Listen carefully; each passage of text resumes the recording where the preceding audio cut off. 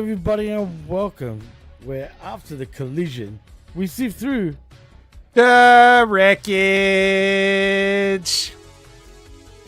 the wreckage, and we're live right here on Hamin Media Group's YouTube channel, and of course on the Twitch. I am your host Jimmy T. That is my co-host, the best in the world, the vet Jamie Williams. Vet, what's happening, man? And it's been a pretty busy week, I guess, in wrestling, especially the last few days. Yeah, no sign of slowing down. Got the Royal Rumble next weekend, and it's just gonna keep on rolling. Keep on rolling. Yeah, we're just doing our best to keep up with it. But I feel like, speaking of rolling, I feel like we're getting rolled over, like with all this content, you know. So yeah, and clearly, you know, for the people that are joining us live, it's a little bit of a delay. We kind of got some stuff going on. It might be an off-speed day today on the wreckage, but we'll do our best. I think we're both going through some stuff, so but we're glad to have you with us. Couldn't do it without Absolutely. you. No, definitely, man, and I'm sorry for that too. Like you just brought up, shit happens sometimes. It is what it is, but nevertheless, we are here, man. And thank you to everyone that has joined us in the chat. I know, you know, it's early, and I know more of the peeps will make their way in the chat. But for now, I do want to thank Lab Rat, Cold Blooded, Jerome Hall, and Gam Woofers. Thank you for joining us. What a four horsemen that is. That's a four horseman Mount Rushmore right there. It definitely is, Vet. But we are here to talk some professional wrestling, Vet. And I haven't really looked into the news today, to be honest. And but so this is going to be a first for me too, reacting to it. You know, I took a page out of your book, as a matter of fact. It's better to react to it than to already sort of already have known about it. So I'm going to be doing what you're going to be doing. But first, I just want to say, Omos, I don't know if you've been watching his run in Noah, Vet. And to be honest, I didn't even notice. I haven't been watching anybody's run in Noah. Right. I mean, same here at this point.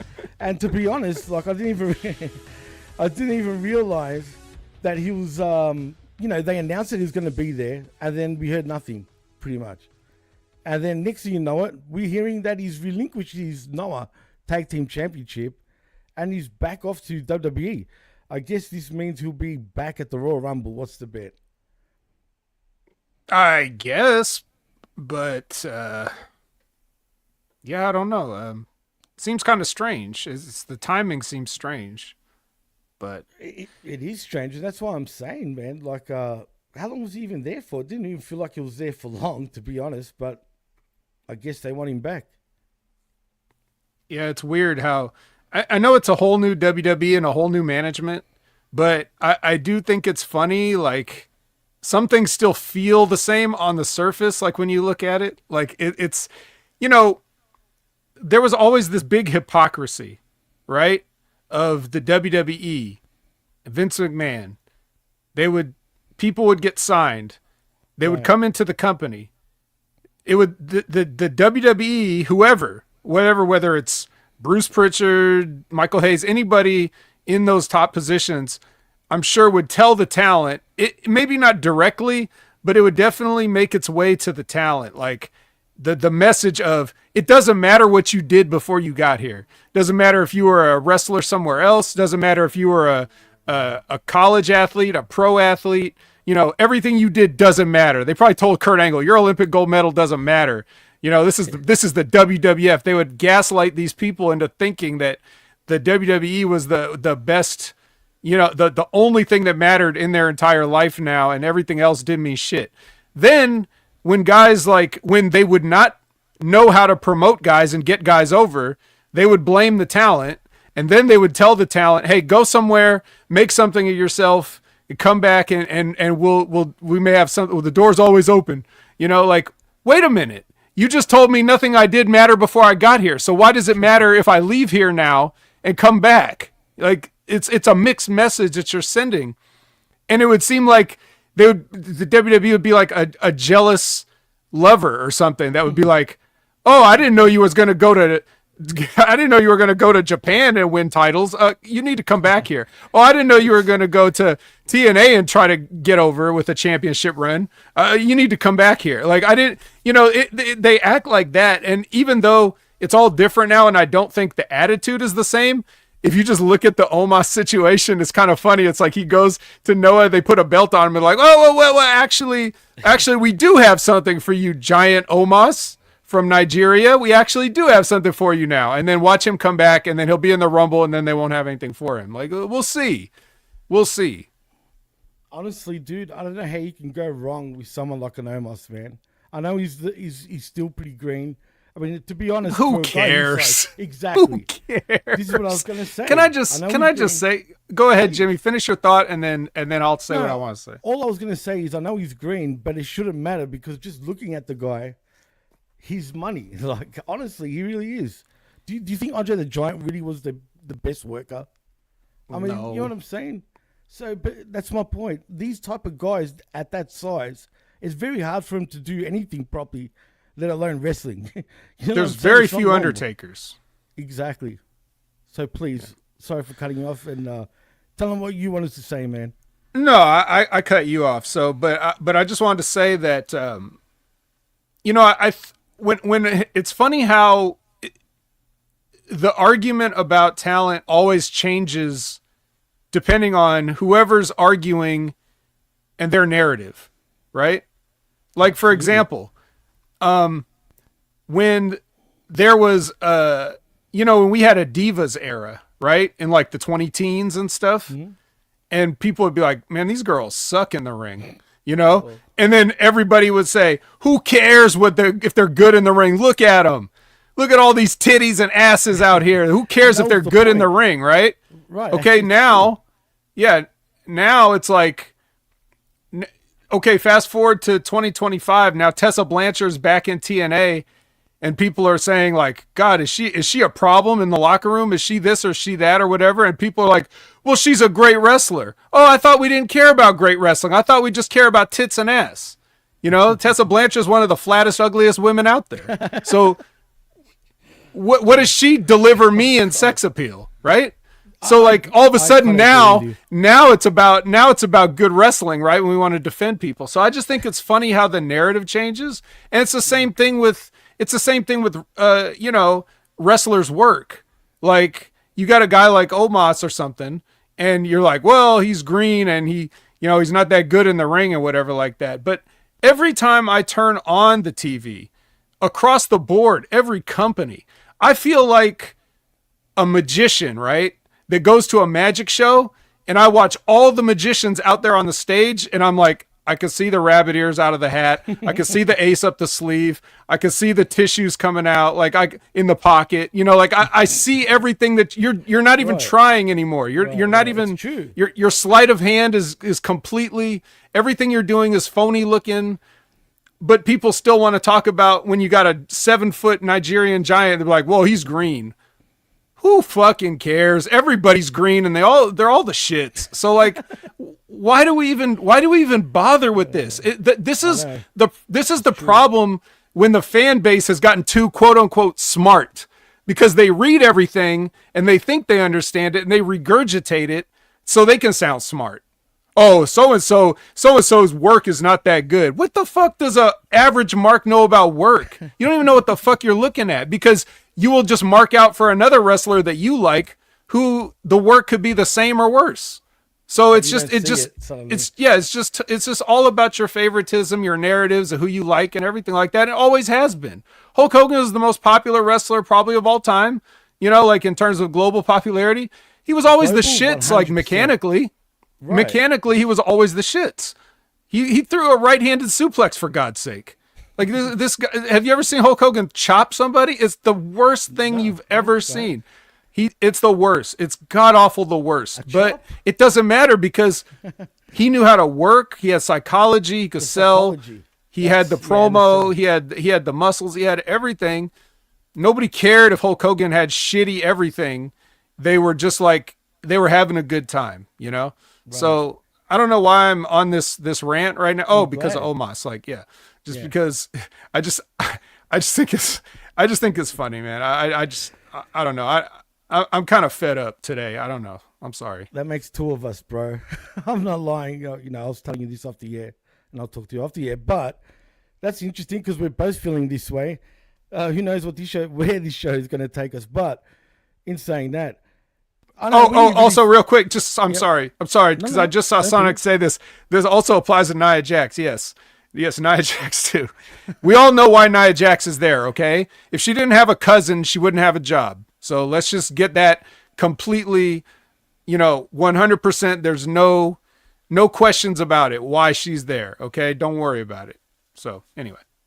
Yeah, and look, I've thought about this plenty of times over the years, just thinking to myself, why, like, how silly does it sound? The way you broke it down was actually perfect, because how silly does it really sound that, fans talk like that? When you really think about it, right? Like, oh, he's green. Like, we're talking like we can fucking do better. Like, as in, us as in fans can do better in the ring than they can, per se. But like you said, it's like you're a magician that goes to watch the other magicians, except the only problem is the other magicians, and this is the best saying, what you said, I love it. That's going to be your quote from now on. You see way past their bullshit. They're not making an effort for you, for them to hide what they're actually doing. The trick's not there anymore because it's in everyone's faces. And, it brings me back to the woke environment that we have in society. Wrestling mirrors society technically, right? Do you feel, is it the woke generation? Because, look, you and I, for example, have known the inside bullshit for over 20 years, man, more, right? But the thing is, back then, everyone wasn't talking like that. It wasn't about, oh, he's fucking green and shit like that, you know what I mean? It feels like it's more since the woke generation now have hit us, you know what I mean? No, it's not the woke, it's the internet. That's what it is. Well, yeah. Yeah, well, and the thing is too, we, like, if we're on the inside, right? Like whether it's just somebody like you reading inside, scoops and terminology, or me who's actually on the inside at a period of time, but we're talking to those people and we only see the comments from those people. But I also, because I would interact with what I call the actual wrestling fans, like in real life, the people I talk to that don't know anything about, they don't know who Dave Meltzer is. They don't know even who Vince Russo is. If you told them that, like, what do you mean wrestling has writers? They don't know that. And they just watch what's on TV, and that makes up the majority of the fan base, but we don't hear from them unless we talk to them in regular life. When we go on the internet to see everything in the world, we only see that percentage of the fan base, which is small. So they end up coming off like a certain way, but they don't represent the whole fan base. And it's true of any industry, really, whether it's absolutely, whether it's, whatever you like, movies, music, video games, anybody that's like fans of stuff, the people on the internet do not speak for the general population. Even like in politics with voting, I mean, there's a lot of people that get online and talk about politics, but the people that go vote, and not just for president, but like for local offices and things like that, those people, they don't have time. They're not worried about what their opinion is on social media. They just go and vote, so everybody votes, whether it's with a ballot or their wallet or whatever. That's the majority. And if any industry relied on just, the internet, like the online portion of their fan base, every company would go out of business on earth immediately. 100%. Because those people are just there to bitch. They're not there to actually support and spend money, because bitching is free. So that's the reality of it. Gruss said, no, that's great. What you said was actually very good, man. The wallet is the greatest vote. That's true. And they're trying to get the money. Don't get me wrong, and everyone pays still, but then why is everyone bitching? The one thing that everyone should be bitching, though, about is their ticket prices right now. It's ridiculous. They're absolutely ridiculous right now, but they're still getting sellouts, so it is what it is. Let's move on from that, though, Vic, because next we see Tom Pestock, a.k.a. Baron Corbin, make his debut in GCW, and going by the Chris Van Fleet podcast, he wants to go to New Japan. Now, I remember someone saying, I don't know if it was you or the professor, mentioning him in New Japan, he would kick ass. And I kind of laughed about it when I saw it. Yeah, I think it was the professor, actually. And I kind of giggled about it. I'm like, please, I don't want to hear that. And what happened? It seems like he wants to go there, and he's telling New Japan, come and get me. And speaking of New Japan, before I get your answer on that, did you hear about the new, what do you call it? They've all joined forces now, all the major companies in Japan. Yeah. And started, what was it called? World United Wrestling as well. Speaking of all those United Japan Wrestling, I think is what it is. It's like the NWA kind of. Right. It's going to be, instead of IWGP, basically, I guess that will be the what do you call it? What's the word? Well, the IWGP, I don't think ever actually existed.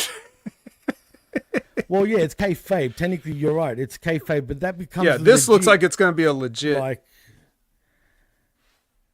so first, before you tell me more about that, what do you think of Tom Pestock? It's weird me saying that, and him in New Japan, and do you think he would actually work out over there? Well, it's just what they need in New Japan is another bald white guy, right? With a beard. Why not? Well, actually, he shaved. Yeah. Oh, well then he'll stand out. What, like a thumb?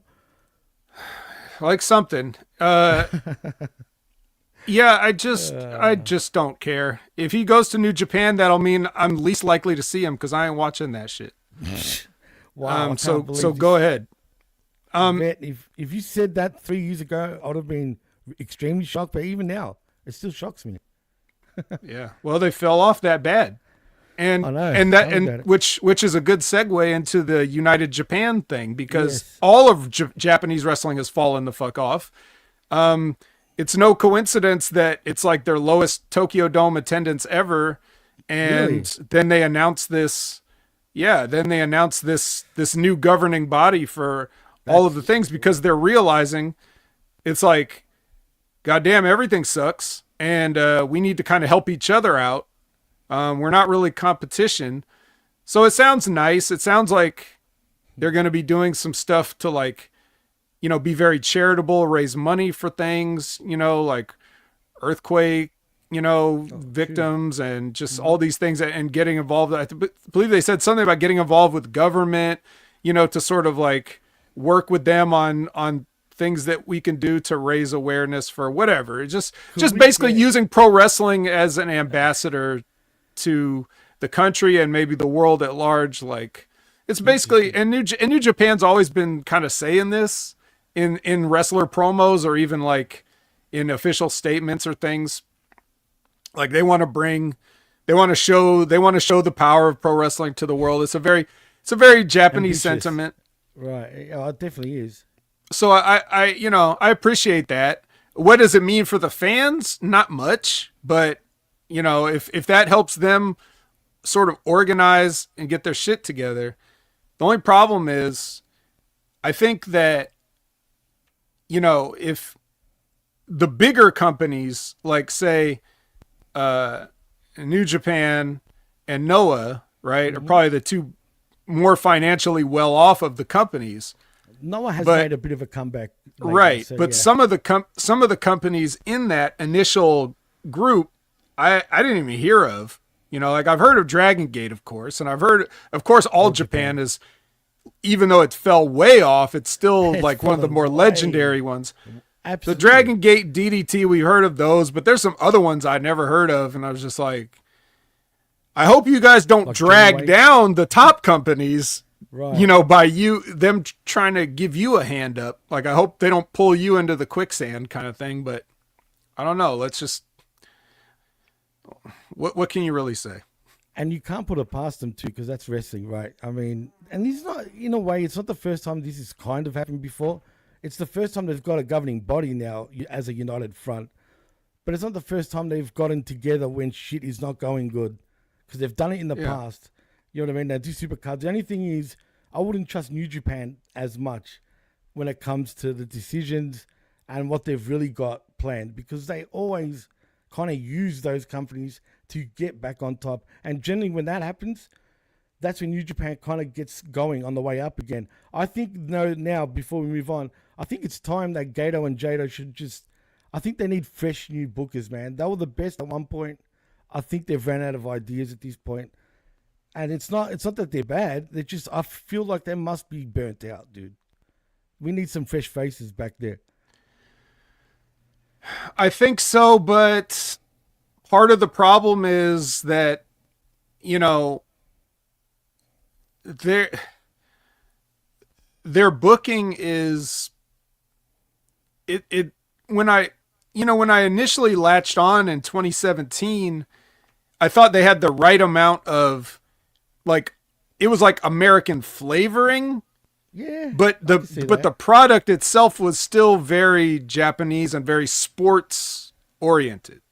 And sports speaks to any culture. So as long as you keep it sports, you can have a universal appeal, but they have just enough of the flamboyance of, you know, the American showmanship style pro wrestling, where it like everybody, what I like about New Japan was everybody was a wrestler, like their job was a wrestler, and they had a nickname and a look, you know. Hmm.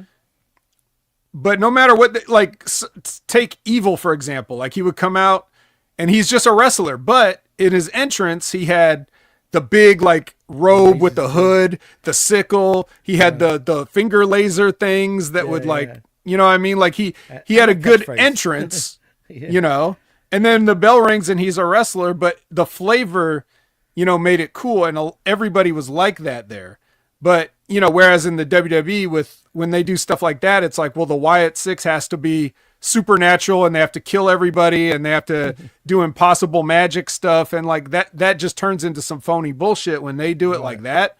So I just like the flavor of it. But then as time gone on, I think not only did, you know, New Japan start bringing in more foreign talent, and a lot of their good talent was leaving, but I also feel like they started booking more American or Western style stuff. And I think that may not have been to the liking of their home crowds, who were used to a certain thing and expected a certain thing. And there was like, towards the last couple of years, there's been more like garbage match bullshit in New Japan than there ever was before. You know, like I shouldn't be turning on New Japan and seeing, ladders and trash Yeah. can lids and all this kind of stuff. Like that's GCW. I don't want to see that in New Japan. So I think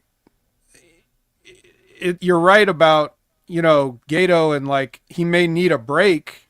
I think he's been doing too much by himself, but I worry that somebody else coming in, they may not even have it as good as he had it. So Right. I don't know what the answer is. All I know is it's not Tom Pestock. It's definitely not, man. And I just want to say one more thing again before we move on. That's why it was no coincidence that during that time, they had their most subscribers to New Japan World everywhere, like in the Western world. I'm talking about Australia, the US, the UK. And then there was no coincidence they started doing shows in all three of those countries. In the UK, they'll do shows. In Australia, they'll do shows. In the US, they've always done shows. But the fact that Australia and the UK grew a lot more, they started doing shows, there too. You know what I'm saying? So it was like their biggest point. I felt like they were at their most popular globally at that point. You know what I mean? And unfortunately, they've lost all that. They actually have. And they need to find a way. And look, I know it's hard. WB and AW totally rated their talent. I mean, how do you start again losing that much talent? I know I would be pretty, like, I would have lost a lot of, just momentum, and just, it probably put me off doing it, dude, because you'd be like, okay, what have I got left? This is what I got to work with. How the fuck do you get motivated when you've got nowhere near the talent that you used to be able to pick from, I could never be a booker. I could never do it. Stress. I just That'd be it's stressful. so. But another interesting point too to that respect is when they did start to branch out, right? And then they did New Japan Strong in the US, right? Right. Yeah. And that sucks ass. And it still does. Because Yeah. because when you watch New Japan, you see a professional production. It looks very expensive. It looks professional. Absolutely. All the talent is professional. They look good. They all have good music, gear. Everything's like, you watch the broadcast. It's amazing, right? Even when they're in smaller venues, it looks like pro sports. Then you watch New Japan Strong and it's dingy. It's poor. It's there's no lighting. Everything looks like it's worse. It's worse than the worst looking indie that you've ever seen. They make GCW look like WWE. And when people tune in to watch New Japan, they expect to see what they see in Japan. So if you see a bunch of guys in a warehouse with shitty lighting, you think that's New Japan, and it's not. That's the impression, right? Exactly. And I don't want to, and I also don't want to see like the American talent. Like I don't need to see like, you know, Rocky Romero or, you know, friggin' Aaron Solo or whatever. Like that's not what, those aren't guys I think of as you know, New Japan guys. If you put New Japan, you expect to see the big names that they have, and they weren't doing that. So if their American production couldn't match the Japanese production, it's not gonna kick off here. And that's unfortunate. They should know that, dude. You hit the nail on the head, man. This is why you need to be hired by one of these companies, because as dumb as this sounds, because it is dumb, I find, you're speaking common sense, dude. It's literally common sense, but for some reason, it's very hard for people to understand common sense. You know what I mean? I don't get it. If you sat there and just, you know, that's why, man, that's why you're the vet. If they just gave you a chance to be like, do the little things right for these companies, we'd have a much better show overall. And I truly mean that, man. I'm not just saying that to blow smoke. Well, I mean, I'm doing what I want to do. I'm just here talking to you guys. Todd Brantley says, I mentioned Tessa Blanchard. What are the chances WWE brings her in? Because I know fans are going to say, what about her past? I'm like, yeah, but they'll bring back Hogan to promote his craft beer. Exactly. Well, obviously, Hulk Hogan is a name, and Tessa Blanchard's not. Second of all, because that name doesn't mean shit to anybody outside of the wrestling business. So I understand that, even if I see your point. Also, everybody doesn't remember. I swear nobody seems to ever bring this up. Long before Tessa Blanchard won any TNA heavyweight championships or called anybody the N-word in the locker room, she was in the Mae Young Classic, and the WWE had a chance and they passed on it. They said, no, thank you, back then. So obviously this is nothing new. It's really not new. She must have done something back then to rub people the wrong way or whatever, because this sort of thing has followed her around for like damn near 10 years. So like these other incidents that we hear about, and you have people like Chelsea Green, and then everybody else comes in and speaks up and says, yeah, she did this to me. Yeah, she did this to me. Yeah, she did this to me. And we don't know what those things are, because it could just be she's rude to certain people. You know, I don't know how, like they say she's a bully, but I don't know what that means unless I was there. Because for all I know, when I was wrestling in the locker room, maybe people thought I was an asshole because I just had a certain demeanor or whatever.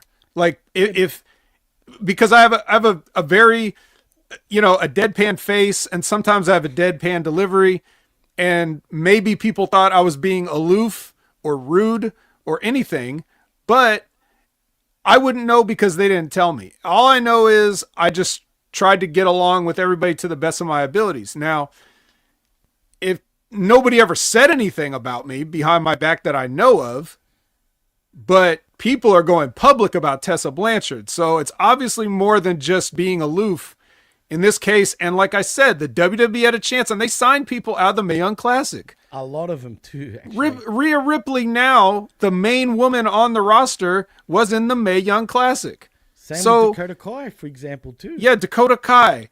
So many people. You know, from Kyrie to Shayna to everybody that came, like Tony Storm.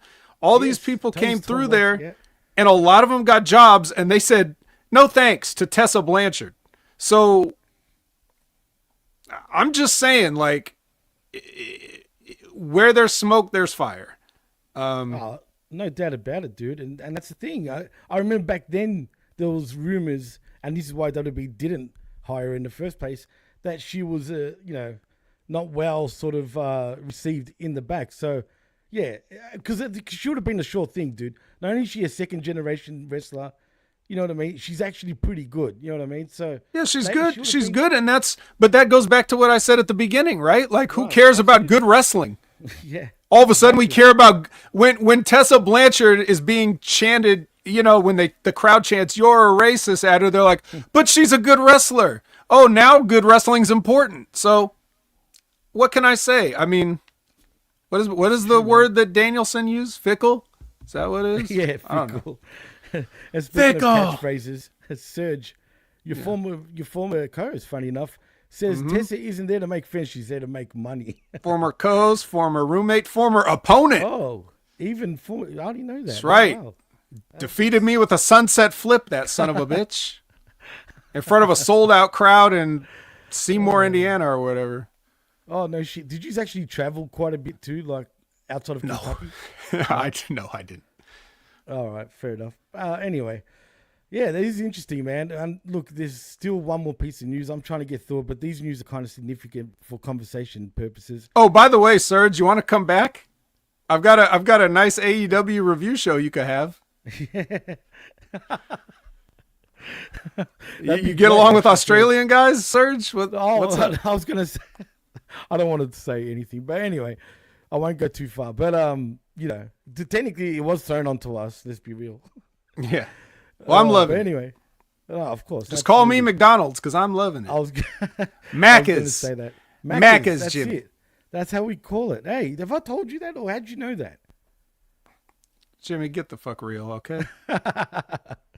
Anyway, speaking of everybody bitching about shit, this is a good one because Dragon Lee. Does he sound familiar? I remember him.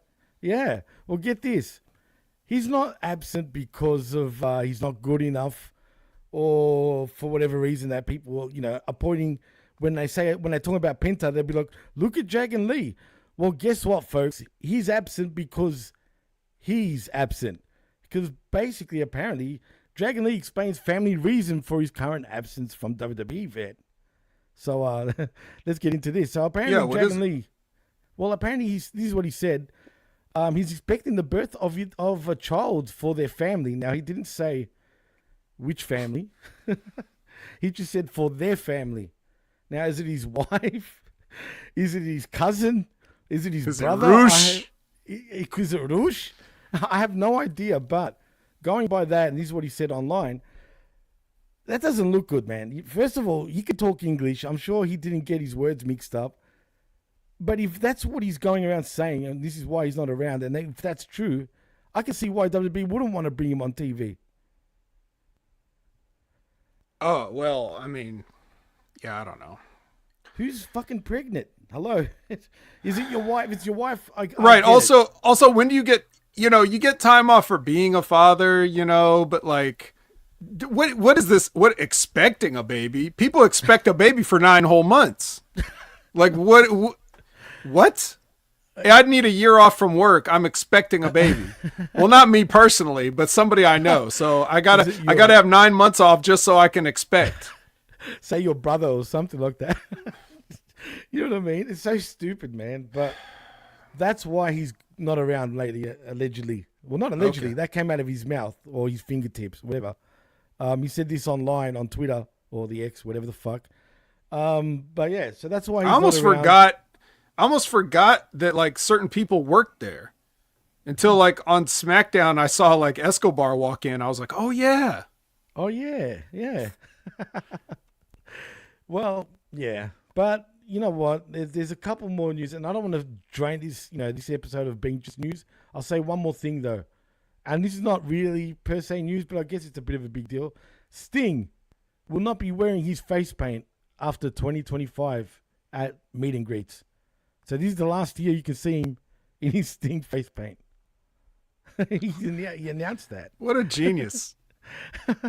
Is that going to make more money? I have no idea, but to the kind of people that would go and see Sting at a meet and greet, I bet it does make a difference. Like I bet people are like, well, if it's the last chance, I guess I should. It's like a Kiss farewell tour, like I gotta go. He ain't gonna put the face paint on no more. If I go see Sting in 2026, he's just gonna be wearing the sunglasses. I don't want a picture with that. I don't know why he even bothered announcing it. To me, it wouldn't matter either way. But it is what it is. If it means anything, I'm betting without his face paint. back in 2000. So Huh. but you know what? He looks pretty old now without his face paint. I must say, if I was him, I'd stick with the face paint only because that's the money. You know what I mean? And it does change his look per se compared without it right now. But that's just me. But he's got money, I'm sure. He doesn't need it, but whatever. Still looks younger than, say, Cope. Oh, he actually does. And he's, over 20 years older than Cope? Mm-hmm. Yeah, Cope just looks thrashed. You know what he looks like? I just want to say one thing. He looks like a crazy meth head, dude. Like, Mm-hmm. you know what I mean? Like, Absolutely. Like he's been running for like 3 days And straight or something. The common denominator of what makes both those guys look even older is their hair.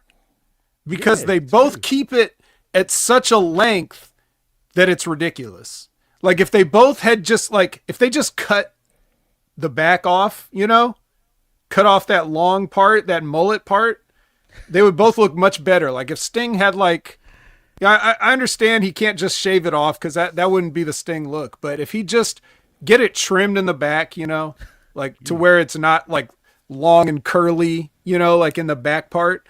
And Edge too. Like if Edge would just get a nice normal white guy haircut, just a nice, just something like just make it look short, but no, they have to let it grow out to the point where it becomes just slightly uncomfortable and makes you look really old and stupid, so the key is the hair, I understand not everybody's going to be like me, and accept reality and just the whole thing. Yeah, but it suits you, though. You know what I mean? It suits me because no one knows who I am. But for those guys, they have a certain image that they want to uphold, and I understand they can't just buzz it all. Plus, there's so many people that buzz it, but you can trim it. So trim the back. Just cut the back off. Stop with this weird mullet with the balding frizzy comb over shit. Just I know. Trim the mullet, make it a normal haircut, and move on with your lives. The fucking hair, the thinning of the hair at the top part. Is like Jerome says, party in the back, pal. No, shut the party down. Party's over. Go home. All business. You guys are characters, man. But that's why we love everybody in the chat. That is fucking party in the back, pal. Well, you know what, Vet? I can go on for another 20 minutes probably of news. It's not that significant. I probably could, but I won't because come on. Come on. Otherwise, well, you know what the alternative is. Well, I mean, I was going to put my gloves on. Yeah. Wherever they are. So how about we start sifting through the wreckage? Okay. I know, do we you have asked to, for really? it. Trust me, I don't want to, but it is. But we'll do it for everybody. But the professor says in the chat, more news. Vet needs it. He does. I don't know. Professor, you come in and... come on, Prof. Come over here, man. Yeah. You can tell us the news. You like AEW, Professor? I got a weekly show you could have. Hey, he still is an FTR fan, believe it or not. Wow. Even after all this, huh? I think he's just doing it out of stubbornness at this point. I was surprised too, but good on him, man. I mean, that's loyalty right there. That's the fan FTR need. Well, don't worry. We'll see if we can change that by the end of this show. Oh, Gam wants to know any Saturday night's main event thoughts. Thank you, Gam. Whew. We almost had to talk about AEW. Let's go back to talking about WWE for a second. Oh, I kind of watched most of it, sort of. Like it was on. I actually didn't. Haven't, so okay. No, I was busy. So I will say, doesn't matter. I mean, it's cool. Like I like Jesse Ventura again. Like that was one of my positives of the first episode, and I still like it. I like him being there. Obviously, production's top notch. Obviously, I love all the referees with the long sleeve blue shirts with the bow ties. Obviously, I love Jacob Fatu, and Rhea Ripley's butt. But I didn't get to watch, main event Jey Uso and Walter yet, but I'll go back and check that out later. Huh? Do you know who won that match? Well, nobody lost any titles on that show, so 100%. I'm pretty sure. Okay, all right. No, you tell me. But no. The reason why I'm asking is because me and Big Ray Hernandez, we did a predictions for Saturday Night's main event, but he went with Jey Uso, and I'm like, you're crazy, dude. No one's losing their belts on this show. Yeah, no. And I just want to know, so that means I win. Ha-ha. No. I know. No, and furthermore, that kind of thinking, it's not just exclusive to Ray, of course, but just it's weird how some fans, they think like just because somebody's reached a certain level of hotness means, oh yeah, let's just upset the apple cart and put a belt on them. No, they stay hot because it's always, as long as they don't have a championship, they stay hot. He should never win the Intercontinental title, especially if he was just going to lose it back. 2 weeks. That hurt Braun way more than it helped him. Absolutely. I'm not saying it hurt Braun that much, but it definitely hurt him more than it helped Jay, because you just quickly lost it. Didn't mean anything. And just because he sells T-shirts and has a crowd saying "yeet," does that mean he needs the World Heavyweight Championship? No, it doesn't.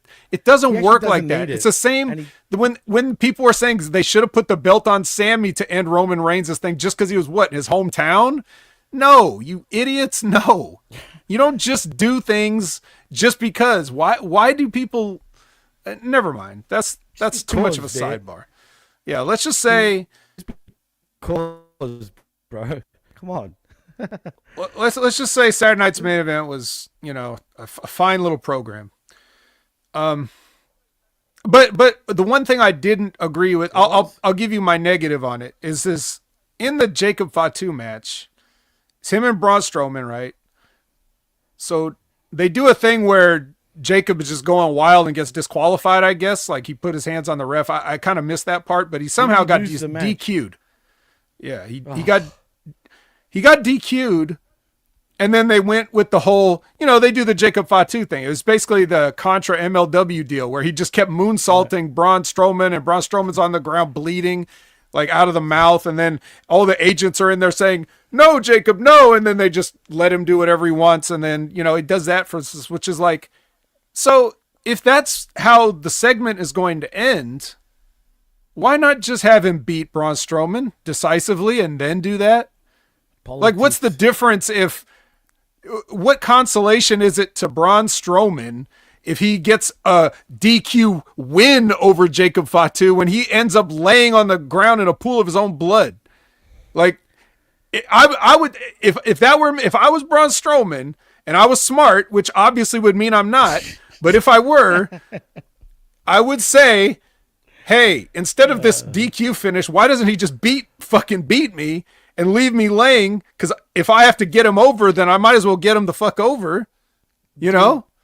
He's basically taken Bronson Reed's spot now. That's what's happened. This is what was meant to be, between Bronson Reed and friggin' Braun Strowman. But instead, unfortunately for Bronson, Jacob has taken that spot. And they've kind of replayed this before. Isn't that what happened with Bronson and Braun also in one of their matches? I mean, well, just everything. Like, anytime there's this is how, but I'm saying it even goes, I'm just saying it goes, this was Jacob's thing first. Like, he did this in MLW. My favorite thing stuff, like you said. My favorite thing that Jacob Fatu ever did was that time they were trying to stretcher that guy out of the ring and he fucking moonsaulted him. That was the funniest thing I've ever seen. I was dying laughing. Right, but it looked more real because he was just like unhinged in that at that time, like really unhinged. And also like how the guy when they were trying to get him out of the ring, they had like one of those like old World War I like canvas stretcher things with poles and stuff like that. Like, when do you ever see that? Yeah, where did you get one of those? I know MLW has no budget, but damn, did you have to? You didn't even have a proper, like, just a plastic board. You had to get the World War I, but it doesn't matter because it was funny.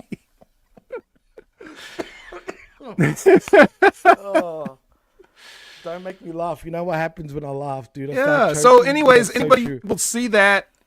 Anybody will see that, and they did it with, they did it with Breaker. They did it with, Reed, Tsunamis. They always just do this stuff, and they just make everybody look stupid. Because not only do you look stupid when you do all this stuff and there's no repercussions.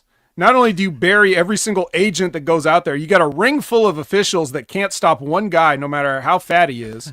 These are like former wrestlers. It's like Davari, the Hurricane, fucking Ken Doane, Jason Jordan, like all these guys. It's like, yeah, you can't really, not one, none of you, huh? Okay. None of you or not all of you together. Okay. Whatever. It just, everything's just Where's the so beast terrible. when you need him, bro? But that's beside the point. My main point is I'm tired of this whole get your heat back thing. Just don't lose the heat. Yeah. If you're going to beat somebody, beat them. Make the crowd be like, God damn, Braun Strowman, I thought he was a monster, but apparently he got fucked up. Like if you're trying to push Jacob Fatu, push him all the way. Don't give him a half-ass push. Give him a whole push. Just whatever. Yeah. Yeah, Professor, I was begging for this. Gam Wolfers is the heart and soul of HMG, for real. Yeah, forget he's not the wreckage now. It's it still is a wreckage, but Yeah. Do we have all to right, talk well, AEW vet? yeah, Really? let's just do it. Let's just do it. right. I got good news, Jimmy. What's that? Dynamite is just Dynamite this week.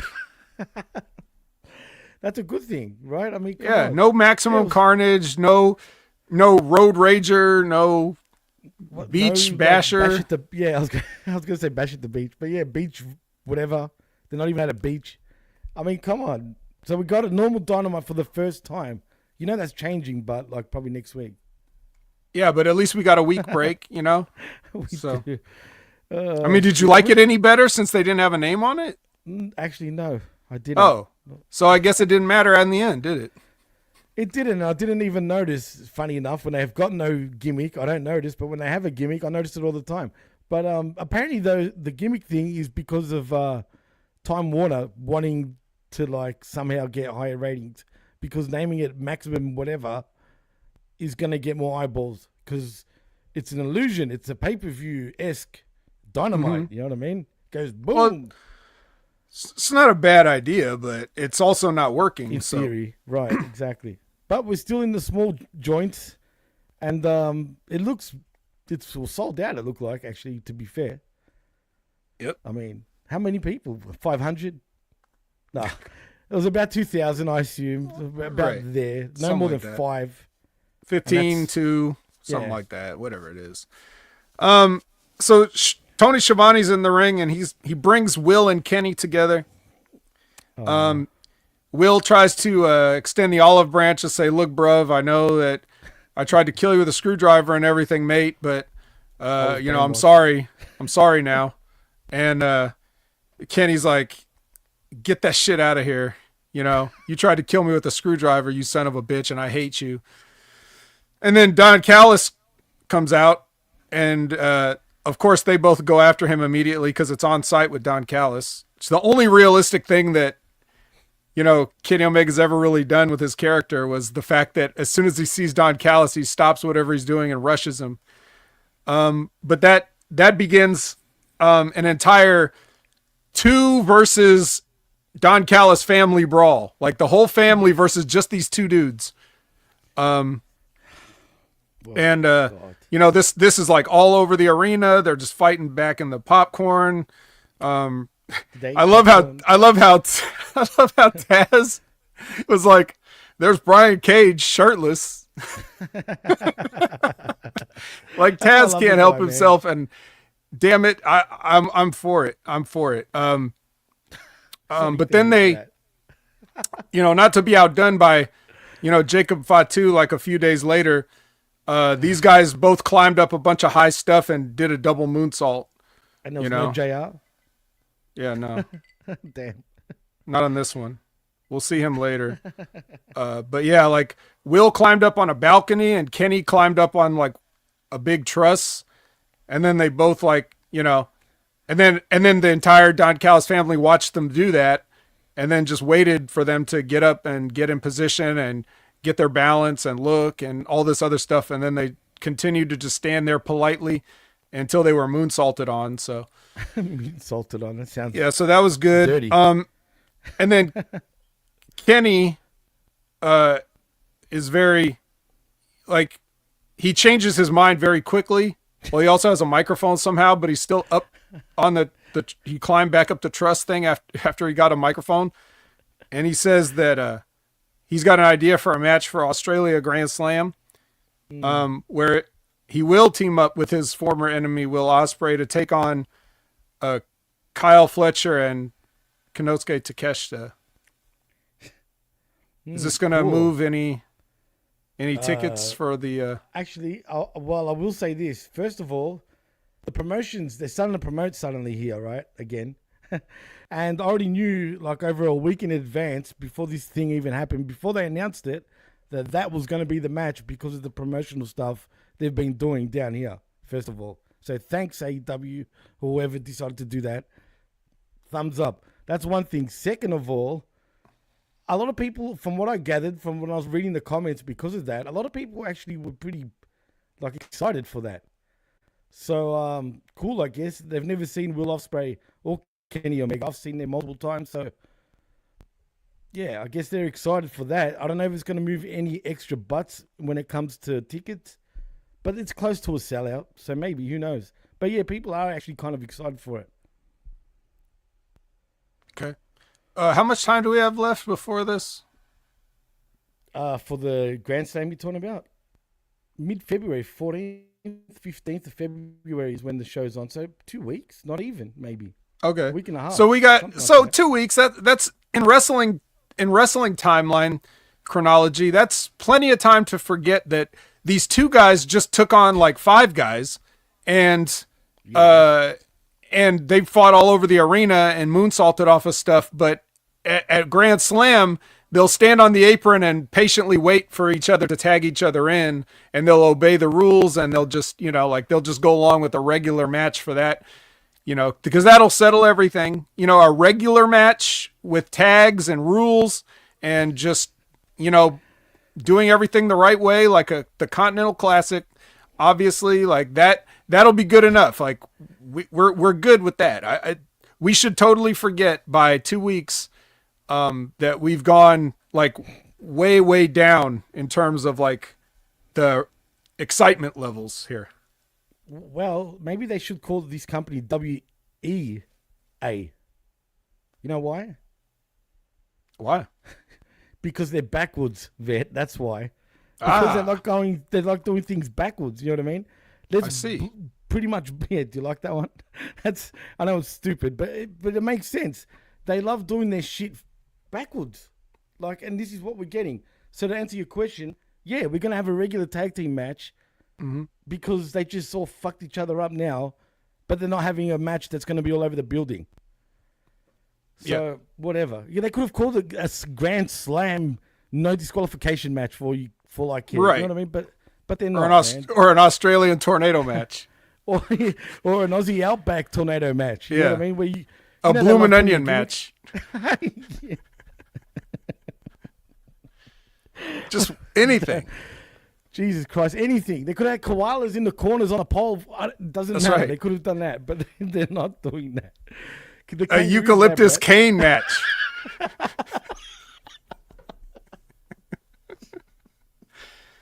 I won't disavow that one. I'll let that one slide. Yeah. A eucalyptus. Don't. On a branch. Yeah, they got eucalyptus branches as weapons. I mean, come on, man. That's money right there. That's a good one. I like it. That is very good. Well, then let's go out on that one and move on.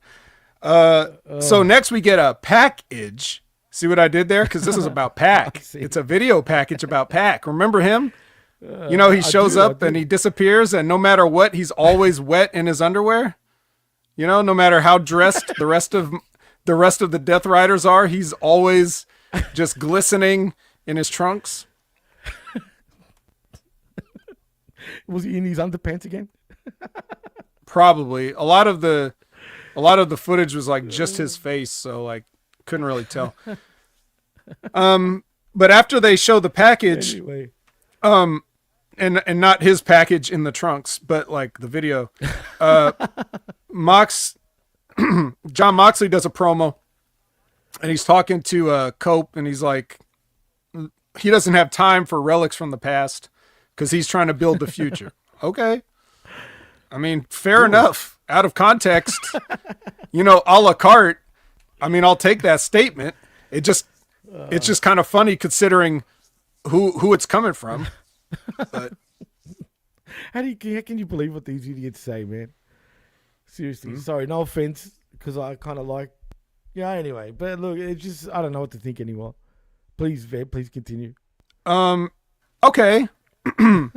So now it's time for the Hurt Syndicate versus Private Party. If you'll notice an interesting trivia point, Private Party got 2 entrance musics in this. Like they came out to one song, and then by the time they got down to the ring, they changed to the shots song. So have you noticed they use a real generic song when they're losing matches, but when they won the tag bouts, they went back to the shot song, which at the time when I heard the generic one, I'm like, why the hell would you change this song to something worse? And then a week later, they went straight back to the shot song. But what the fuck is this? Sums up AEW again. It's a mess. Maybe the production peeps accidentally played the wrong one. What's the bet? I'm telling you, 100%. Yeah, I wouldn't take the bet. Yeah, because they're idiots. Yeah, so they got 2 musics. MVP got to commentary. Another great line from Taz. I don't remember. I don't think this was during Picture in Picture. I think he got to say this on the air, but Taz said, Private Party is giving up a lot of size and power and credibility. Hey, you know what? That must have been on Picture in Picture, dude, because I didn't see that. Oh my God. I've been watching the cable version of Dynamite, dude, so that makes me laugh. You wouldn't say that on TV, bro. I love you, Taz. I love you. That's funny. Anyway, Brother Zay gets tabled early, and kind of the story of the match is that he's over there getting checked on while the other 2 guys kick the shit out of Mark Quinn, and then Zay does finally eventually come back, but then once he comes back, then it's just the massacre just continues. Like Bobby and Shelton throw these kids around and fuck them up and just take the belts. It's not even close. It's a rare squash in a championship AEW match. And the Hurt Business are your new tag team champions. And they hurt people. I'm happy for that. They hurt people. And I hope they hold these belts forever at this point. Because there's no other tag team in that company right now that's worthy. Including Kenny. There's no other tag team in that company. You could have just put a period right there. Well, they keep squashing their tag teams, and the Bucks have gone running to Japan. So, yeah, it's true, man. But I loved it though, just because they hurt people, and they hurt people indeed in this match. Mm-hmm. Right.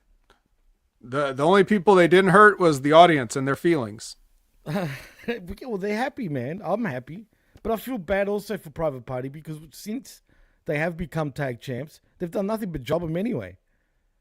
I mean, honestly, well, they only had one other match. They beat the Young Bucks.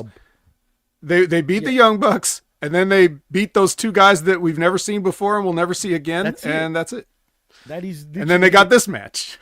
And then that's what I'm saying, dude. They made them look absolutely like crap. Or maybe they fought. Did they fight the Koopa Kids at some point? They might have. No. I don't remember, but no. Maybe in a multi-man match. No, the Koopa Kids jumped them after the match with the Nobodies. That's what it was. That's right. That's what it was. And don't worry, Alex, just quietly, man. I've seen your comments. We are getting to everything that you've want us to talk about. Don't you worry. So stay tuned. For any new viewers, we just go in chronological order. So, I apologize if it takes time to get to what you're wanting to hear about, but. Mariah May, you might want to hear about her. She's got a package too, but not in that way. And then they show that, and then they show Renee with Tony, and before she can really say anything, here comes Harley Cameron, and she says she wants to wish Tony Storm good luck. But then after that, Jimmy, it gets real Australian. Like very Australian. I need your help to translate everything that was said here. I hope you had notes. I hope you took copious notes of what they said. I did recognize some of the words. I just never heard them in that order or that context before. She definitely, one of them definitely used the phrase bogan. So I've told you what bogan means. Right. So that's why I recognized it. But that's for anyone that doesn't understand that. Bogan means redneck. Just quietly. That's the Aussie slang term for redneck. Mm-hmm. What was the other ones, Vet?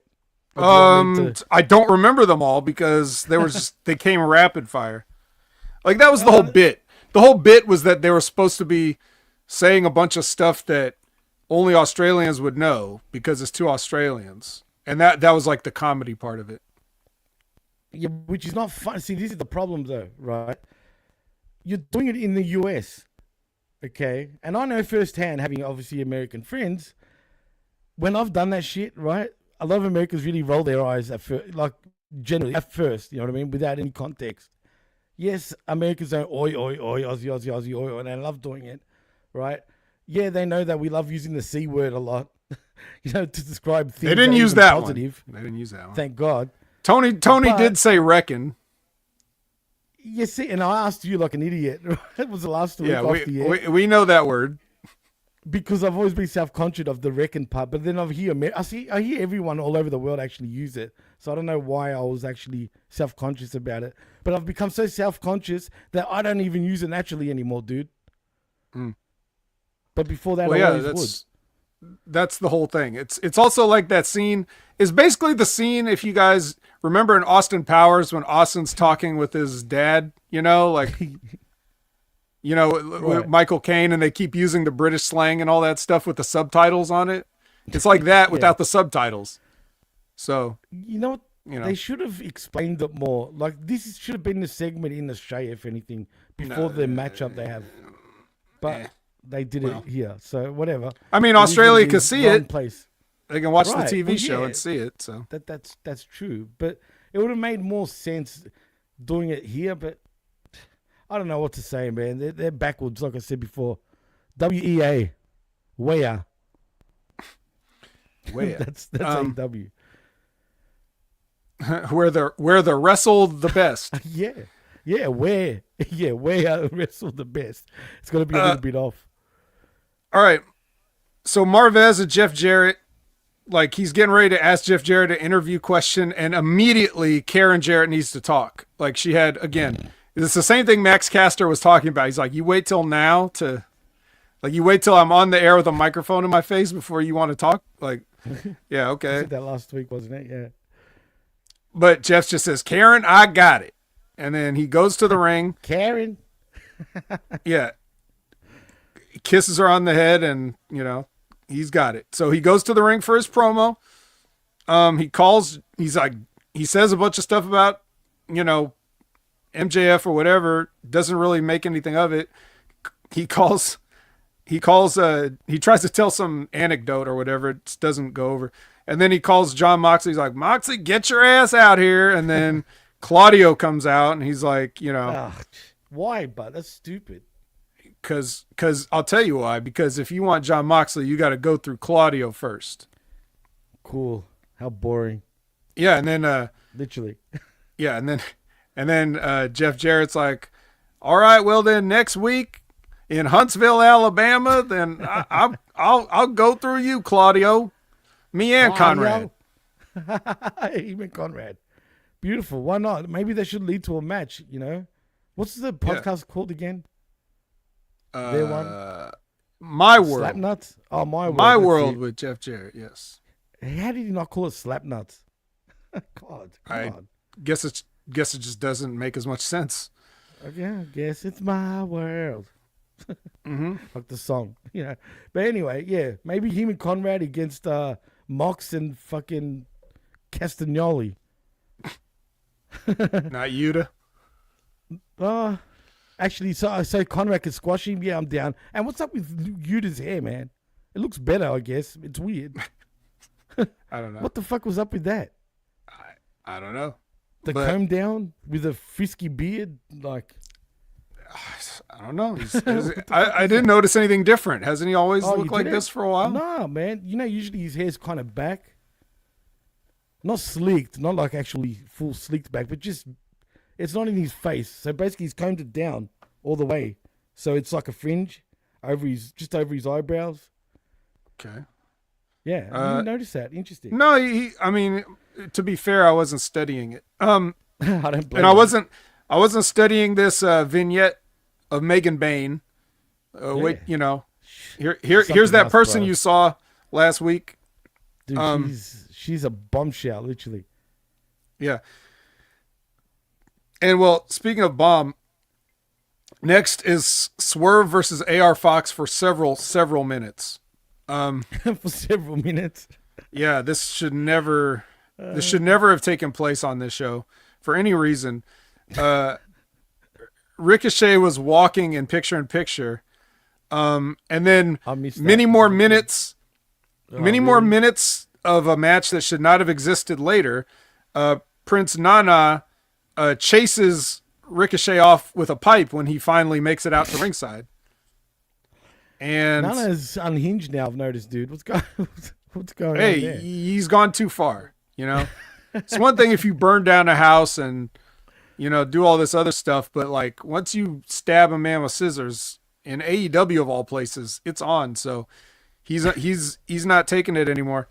And he chases he chases him backstage with that pipe. You know, in wrestling there's always just that piece of pipe laying around. Sometimes it has Always, tape bro. on it so They're you have a plumbers. better grip, you know? Yeah. Yeah, I know there's tape. Isn't that illegal? Right. Shouldn't that be like a police incident report or something like that? I don't know. I just think it's weird. It's like, do they expect to have like emergency sewage pipe replacement, That's what I'm saying. like They're on the plumbers. spot, like Yes. like, and they just have this Yes. length of pipe around just in case like something bursts, and plumbers, they need to bro. repair it.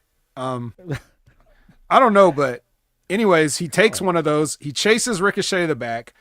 Then, once Swerve finally finishes off AR Fox, then they show Ricochet on screen, and now he has Nana at scissor point.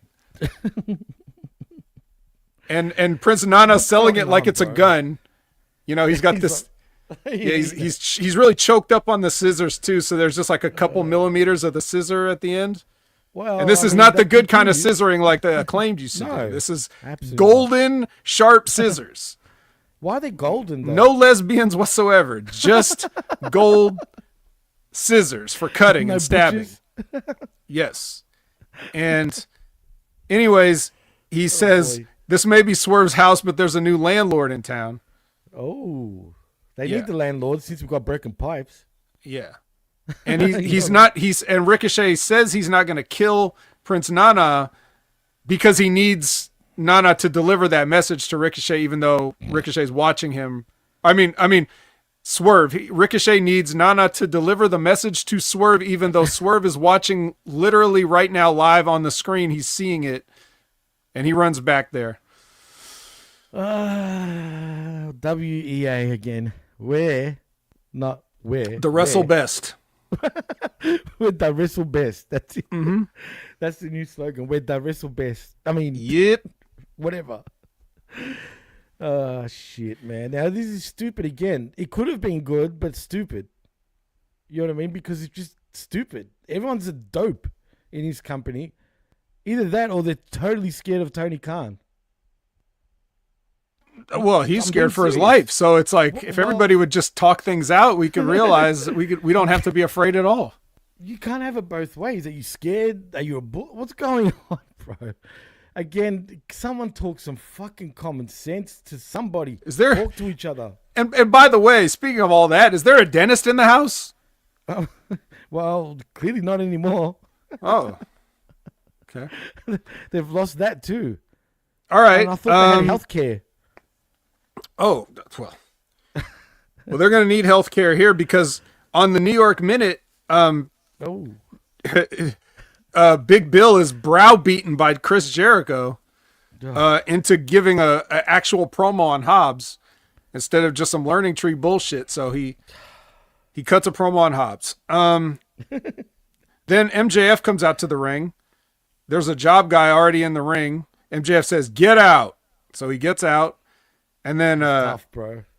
yeah, then he cuts a promo. And then Hangman comes out And he cuts. and he tells MJF to get out so that he can beat that guy that MJF told him to get out. And then he beats that guy that MJF told to get out. And then Chris Daniels comes out in a neck brace. Told him to get out. Oh, damn. Yeah, no, he didn't. He actually says he could have, but he didn't. Well, actually, maybe he couldn't have because I don't think he has any EVP powers anymore. He just has a neck brace. That's all he's got. True. And he basically says, okay, Hangman, I thought we were friends. I tried to be your friend. That's all I ever wanted, but you beat me in a wrestling match, so you win, and I retire, and goodbye. Toodaloo. And there goes the fallen angel. He fell, literally. He's finally fallen. He fell down for 10 seconds, and he's done. And he's done. His career's over. He's done. That's it. Lost everything. Lost his power. Lost his neck, and lost his angel. Clearly, he's a fallen one. Do you think that's a good match to go out on? The best, bro. It's where the best wrestle, bro. Come on. Of course it is. Not. Of course not. Really, he deserves a little better than that, considering his longevity in professional wrestling. I'll give him that. But if he was cool with it, who am I to judge?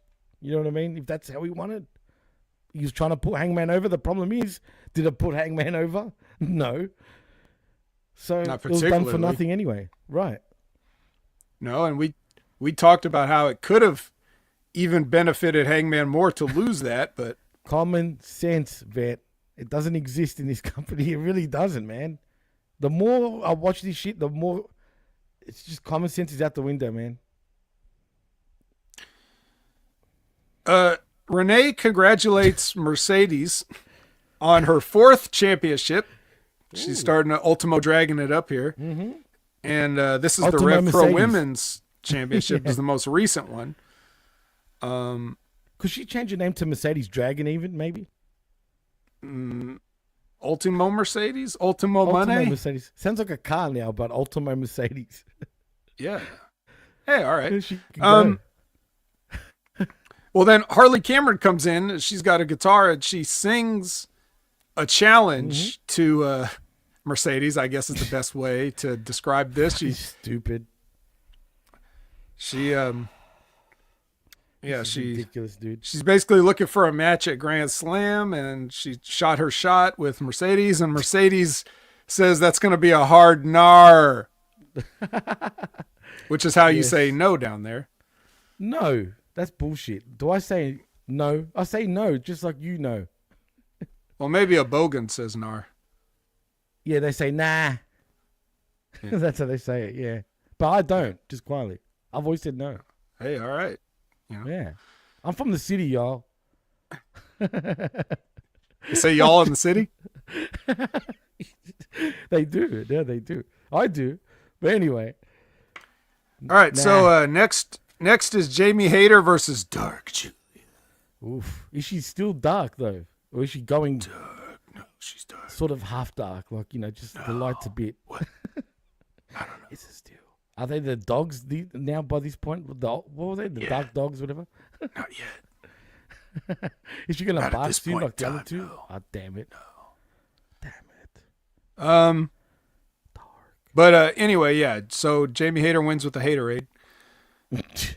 And then she makes out with her bicep for a while. And then she grabs the mic. And then she puts Julia over, as has been known to happen with everybody in the House of Black that's been losing lately. Their opponent beats them and then puts them over on the microphone afterwards. Oddly, it's odd how 3 different opponents who have nothing to do with each other would do the same thing to all of the House members. It's the House of of Common Sense. Sorry, that's what it's called. The House of Common Sense, or none of that. Something like that.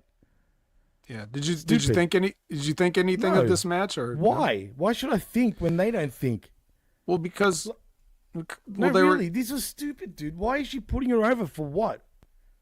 Is she gonna get dark? Is that what's happening? Are we gonna get? She's a tough bitch, Jimmy. How old is she? I don't know, but she's tough. She looks freaking 12. Let's be honest, right? I mean, honestly. Oh, I mean, you got to grow up sometime. She's tough, man. Like you said, she can take shadows, Yeah. as we saw. Yeah. What do you want from me? I don't know. Yeah, true. What am I saying? Oh, like right, Zane says, the house of sympathy. That's, I mean, Yeah. could be. Dark bicep. That's a good one. She was, dude, I'm serious. If you guys didn't watch it, which bless you if you didn't, but just, if you just go to this match and just go to the finish, you will see Jamie Hayter up on the rope, like just licking and kissing her bicep repeatedly. Just, she loved it. She's very X-rated. Yeah. Weirdos, bro. They're all weird over there in Florida.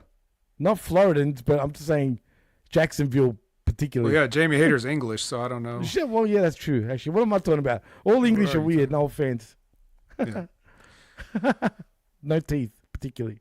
Well, speaking of English, Will Hobbs cuts promos in English, and he cuts one back to Bill, and he says he'll be, Bill? yeah, to Big Bill, and he'll be waiting the Redwood, no less. He says he'll be waiting in the parking lot at Collision for Bill. Not in the forest where there's wood everywhere. No. Oh, not in the Which woods? you could cut down those trees and you could Yeah. turn them into paper and you can make a lot of books. You can. But he doesn't do that so much anymore. But isn't he the learning tree? Who, Hobbs? No, Big Bill should be cutting down the trees and then giving it to Jericho, and then he can write a book and call it the learning tree. Another book? Another book. The Book of Jericho? The book of Jericho. I mean, you know what happens when you look in the book of Jericho? You get in become the less list. over? Yeah, that's what really happens. Yeah, screw all these guys. But you know what? Hobbs will probably... Well, actually, do I dare say? Is Hobbs going to win? Maybe not, actually. Or is Jericho? Anyway, I have no idea. Yeah, we're doing our best. Swerve yells at the rodent, which is in reference to Ricochet. He's calling Ricochet the rodent. He's still around. And then they show a vignette for the House of Black now. And is it the House of Black? Well, maybe not Or is it after dogs this. in the kennel? Right. Well, one dog. They have one dog at least.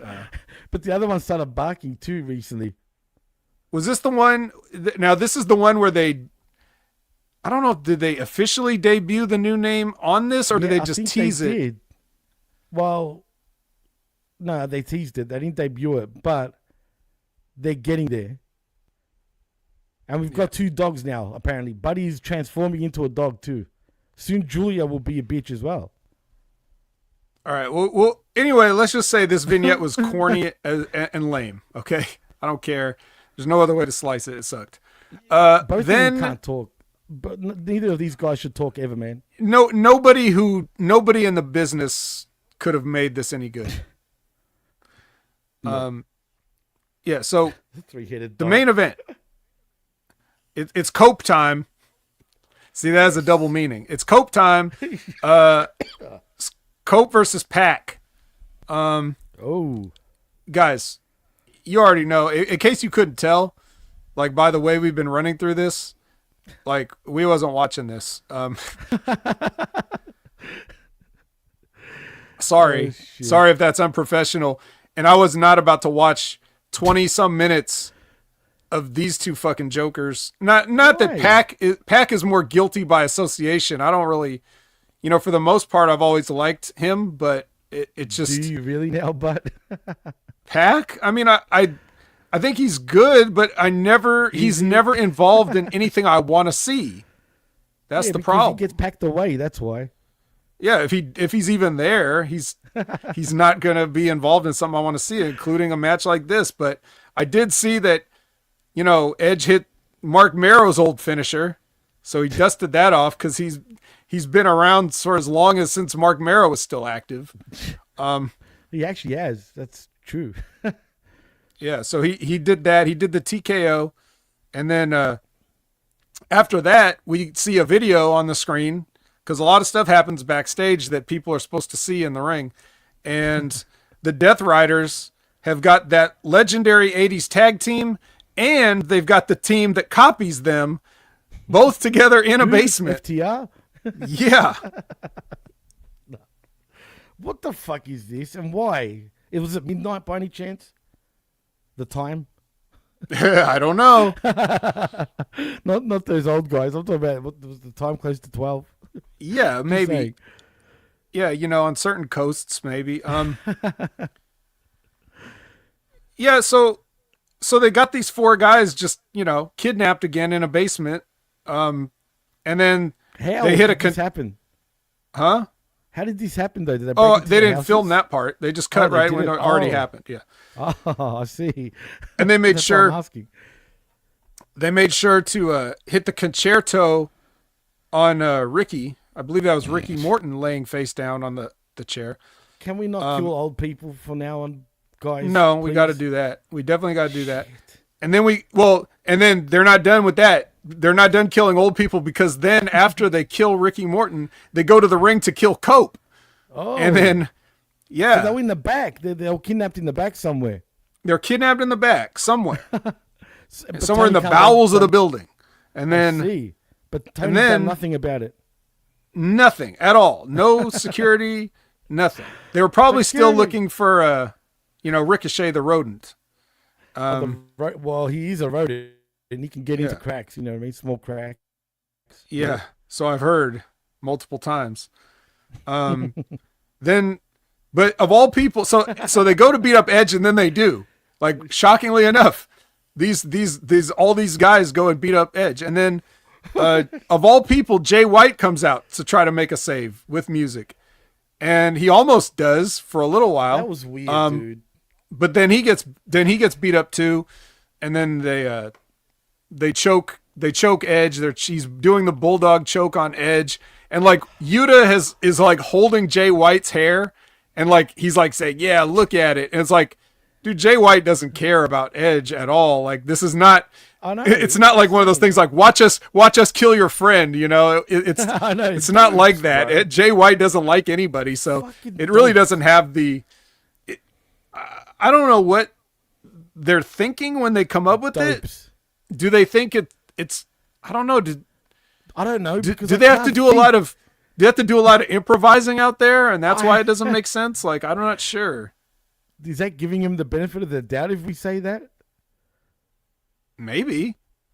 Do we really want to give him the benefit of the doubt? Because if that's the case, then sure. Yeah, they're improvising. Look, man, there's no hope for Cope. Jay White is best friends with Cope. I didn't know that. I just found out. That was his brother, dude. He was watching his brother get annihilated. And now next week we're going to see Jay White absolutely in tears over Cope. But you know what that means? No pun intended. Because it's Wednesday. You know what that means? We're gonna get a tag match. It's gonna be Cope and White. Cope White or White Cope. Cope White. White Cope. Hey, get it? White coat. No, I don't Like get it. White Hope. Oh, great white coat. The Great White Cope. I love it, dude. We need the Great Muda now. Well, he retired. Can you imagine that? Thankfully, he retired. He probably didn't want to get booked by Tony, so he retired. Do you He got think? booked in WWE after that, pretty much? Yeah. Do you think? Do you think that possibly? Okay, we know Don't ask me. we know Jay has great abs, and we know Yeah, that the best. Edge and Christian have this plank system that they're selling. I saw that. It's very digital, very high tech board that you lay on the ground and plank with. Oh no. It can measure your body get fat that. percentage and everything as you stand there in a plank position. Do you think that Jay is such a fan of this plank because of the abs that he's gotten that he just had to come out and save the founder? Actually, Even though he's technically at war with the other founder, Christian, like, you know what? I'm gonna let you in on a little secret. I watched that stupid Cope episode with Chris Van Fleet. He mentioned Jay White, man. How Jay White uses that. No shit. I kid you not, bro. I swear to you. He did. He said a lot of the boys are doing this shit. And he mentioned Jay White for some reason. Now that you freaking said that, bang. There's the reason. Bang, bang? I kid you not. Jeez, we're killing it today. The Great White Cobra, bang, bang. I love it. All right. Well, where's Mick Foley? Luckily, my Jay White action figure, I think, is 100% plastic, so it's recyclable. I'm about to throw it in the bin. That's it. We're done. Yeah. Good night, everyone. Except we got a whole other show to talk about. We crashed. That's right. You're right. Yeah, we crashed. We got into a collision, unfortunately. Mm-hmm. Well, what happens when Nick Wayne collides with having to do a promo? You better believe there's some wreckage there. Stop it, man. You've killed it tonight, man. Hey, I'm not done. We got a whole show. I'm the best in the world, Jimmy. I can't stop. This stuff is just accidentally better than everything else out there right now. Well, if you use the yellow card thing, maybe we can like this shit. Just you know what I mean? Really, I'm being dead serious, right? First of all, I was in a shitty mood before we started the show. I've never laughed more than this show this week. I'll say that. You've killed me tonight. I'm telling you, thank you. In a good way, obviously. Well, allow me to kick your corpse a few times on the way too, because we still got all of Collision, 100% of Collision to get through. And you guys, we're not panhandling or anything, but that little dollar thing on the bottom, that's active. So like, if you want to tip your waitress, go ahead. I won't stop you. So yeah, Nick Wayne, Samoa Joe do promos. Tony Storm and Mariah May do promos. JR's back on the commentary desk. And we're starting off Collision hot with Joe versus, Nickosaurus. God, I don't care about this. Why? Why? But thank God. But Samoa Joe's back. I love Joe, but I don't want to see Joe against Nickosaurus. You don't? I mean, come on. No. I know it's Collision. You want to see this one-sided squash match? I liked it. It's cool for that reason, but other than that, man, come on. I don't even know how Joe just inserts himself, because. I know he was with Hook before he disappeared, but he disappeared. You know what I mean? Well, he had important things to do, like Twisted Metal Season 2. That's true. That's more important. I agree, actually. Way I'm more not even important. laughing at that. And fair enough. but you do have to and I mean, by you I mean everyone. You do all have to help me with this. How long has Nick Wayne been wearing Luchasaurus's gear? Because I noticed it here, but has he done it before? I couldn't remember. Didn't he wear it last week? I thought maybe, but he didn't have. Did he have a match last week? I don't recall. I don't know why. Maybe the week before. I think I have seen him wear it once previously. Well, it's a nice touch. I'm not talking shit about it. No. I'm not even laughing. So yeah, no, definitely. But does that mean basically, is this negative? Are we ever going to see Luchasaurus, you think, in a ring again? Probably. Yeah, I hope it's just double pneumonia. You could come back from that. I don't. Double pneumonia is pretty bad. Come on. I'm just saying, you don't need lungs to wrestle. Just look at his company.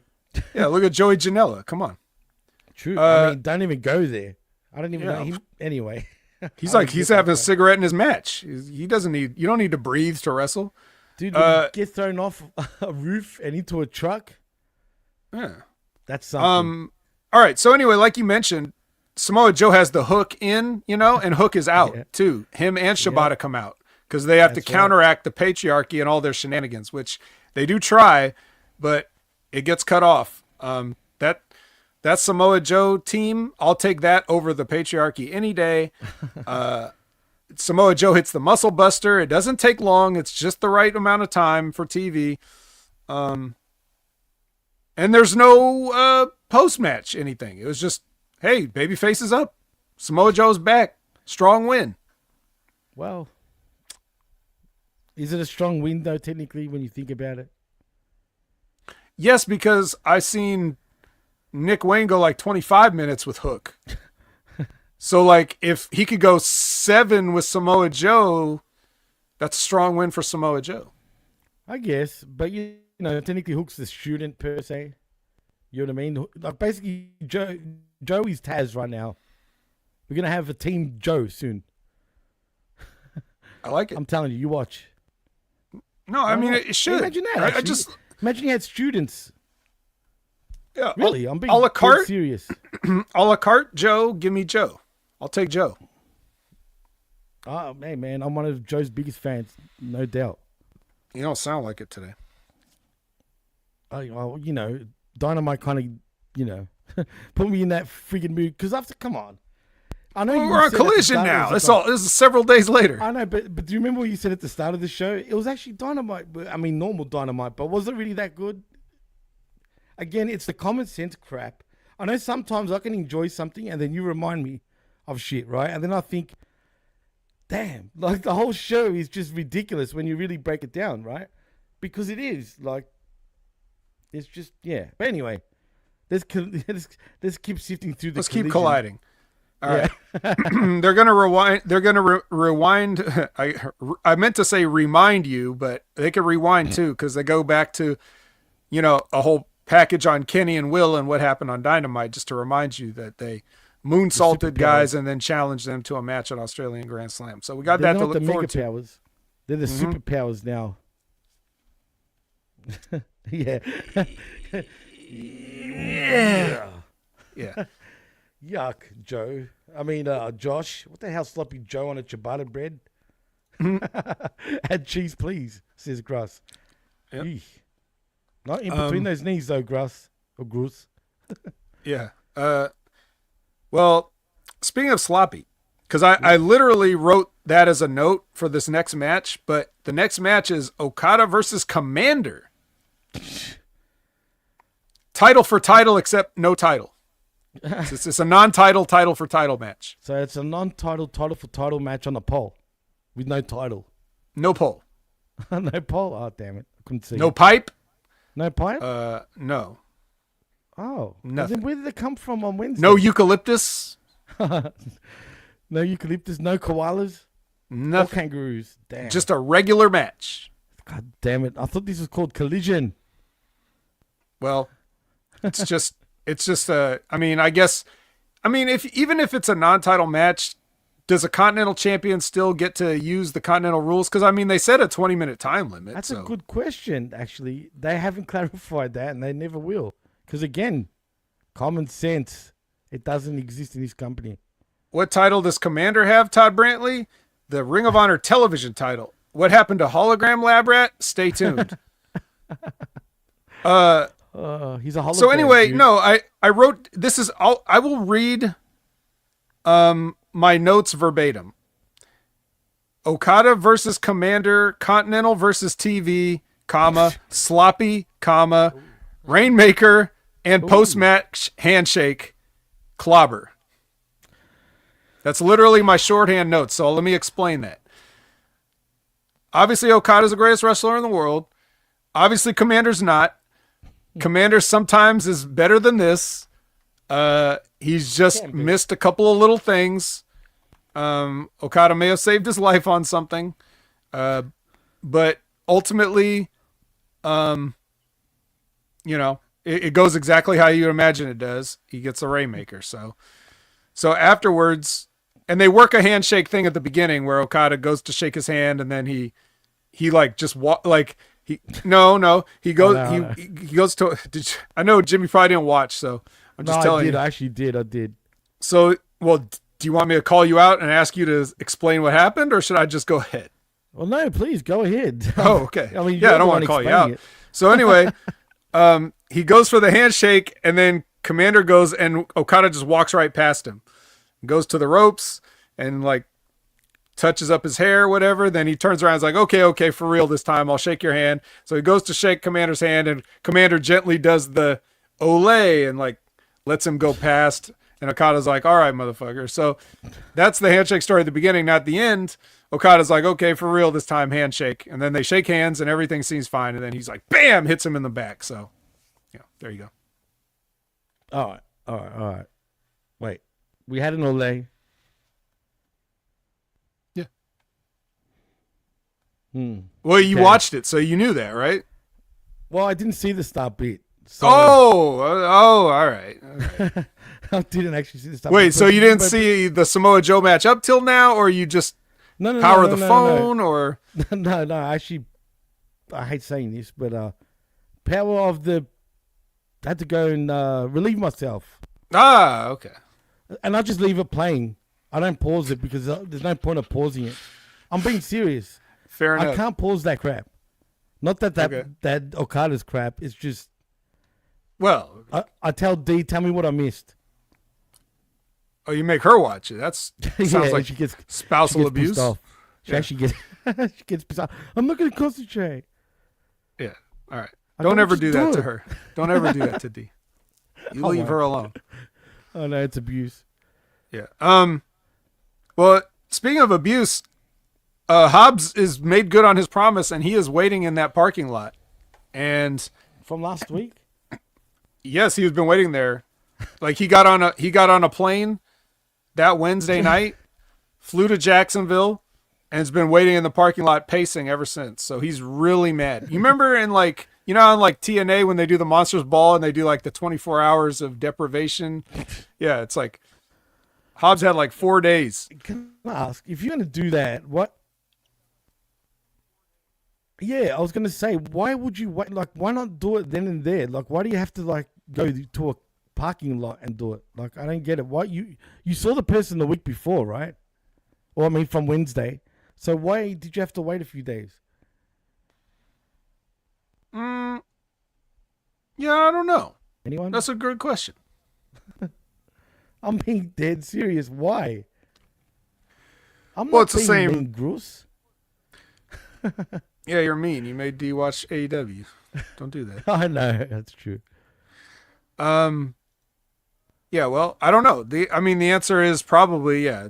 Todd Brantley already knows, he says you already know the answer, so it's the same Is it answer. Dwight? Oh, Yeah, because okay. AEW, Because when I'm angry like- at someone, right, I'll he's wait like a week. Hobbs is basically like, hey, Redwood Big Bill, I'm really mad at you. I mean, not that mad. I can get madder by Saturday, so That's right. I'll just try to get more mad by Saturday in the parking lot. It's so dumb, man. Again, I'm sorry, like, but it takes you out of like this whole bullshit. Was he going for his walk again with his book of Hobbs? Maybe that's. I what didn't it see a was. book. I didn't see Oh, a book damn. anywhere. God, There was a I'm just in the backpack, hotel. but we'll talk about that in a second.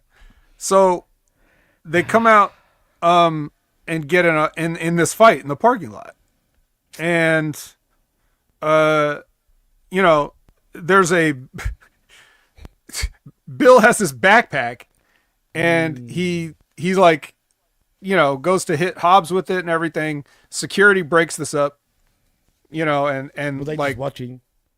yeah, they were just watching, but I mean, they fight for a while, but it's just, let me something. Hold on. I feel like, What? okay.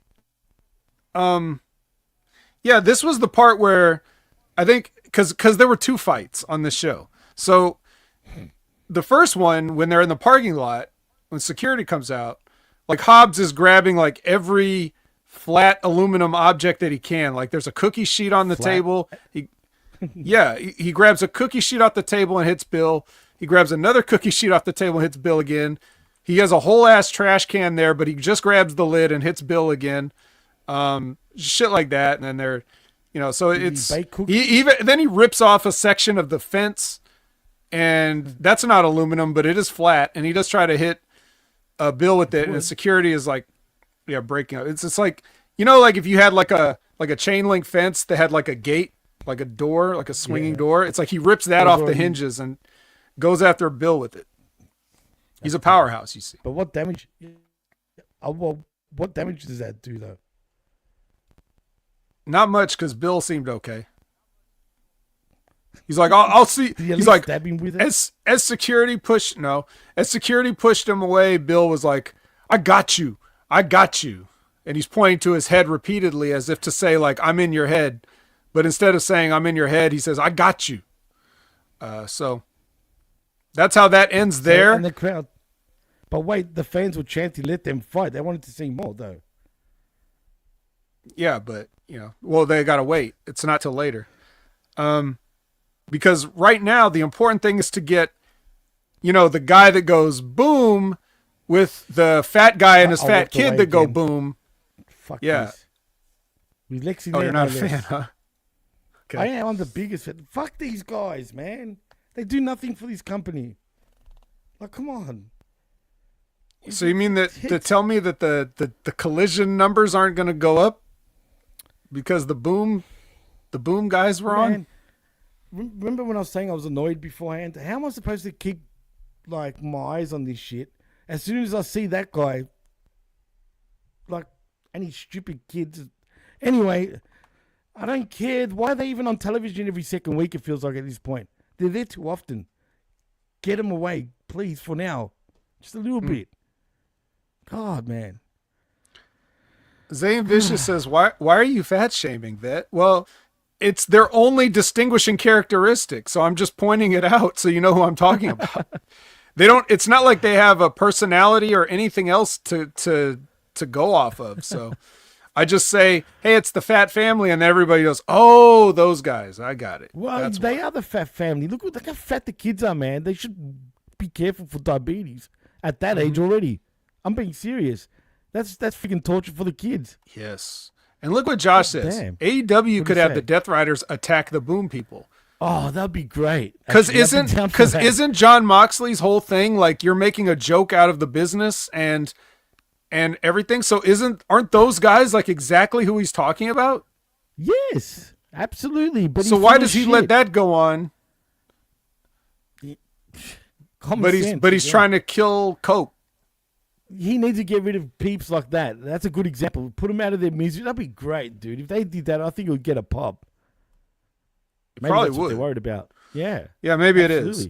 No, because the people. Well, I don't know. Whatever. Anyway, fickle, fickle. Yeah. So the Undisputed Kingdom, minus the guys that were actually in the kingdom, they're still gone. They're still gone. Hat and gloves are gone. No need. We've replaced you with two smaller, less interesting white people. And Angelo Parker's freaking back too. God damn it. Well, hold on. We're not quite. Oh, sorry. Yeah, I'm sorry. It's Adam Cole and his friends versus Daniel Garcia and his friends, who just so happen to be 2.0. The magic dad and the new dad. The magic dad. Magic puppy. How do you say dad in French? Yeah. Because they're French Canadian. Yeah. You know what I mean? And no, I don't hate shopping at Costco. I actually love it. Just quietly. Yeah, who hates it? Nobody hates yeah. it. Nobody hates Shane Taylor Promotions either. They're in the crowd. They had to buy a ticket just to get on this show, apparently. Wow. Can we just say from now, are they copying WWE actually? Are they trying to do what WWE have been doing lately? No, because AEW's definitely been doing this for longer. But see, this is one of the things WWE stole. Oh, I see. Thank you, Todd. Le Papa. Le Papa. That's what he says. Le Papa.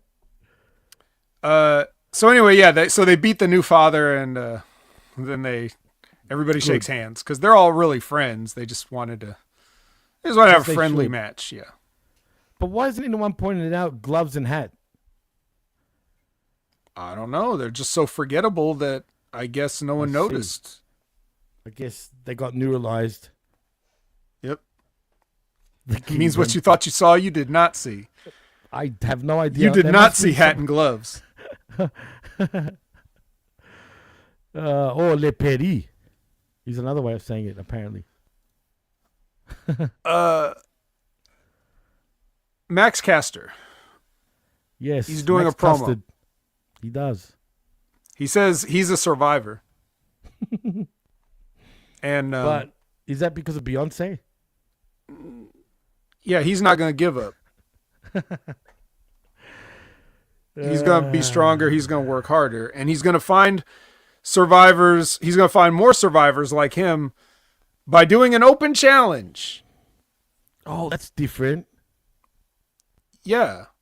An open challenge to anybody that wants to beat me up because I don't have a belt or anything to come after. So he's I wonder. Do you think the first contender in this open challenge is going to be Anthony Bowens by any chance? Oh no, of course not. No, you know what? No. You got to think AEW now, Vet. It's going to be badass Billy Gunn first.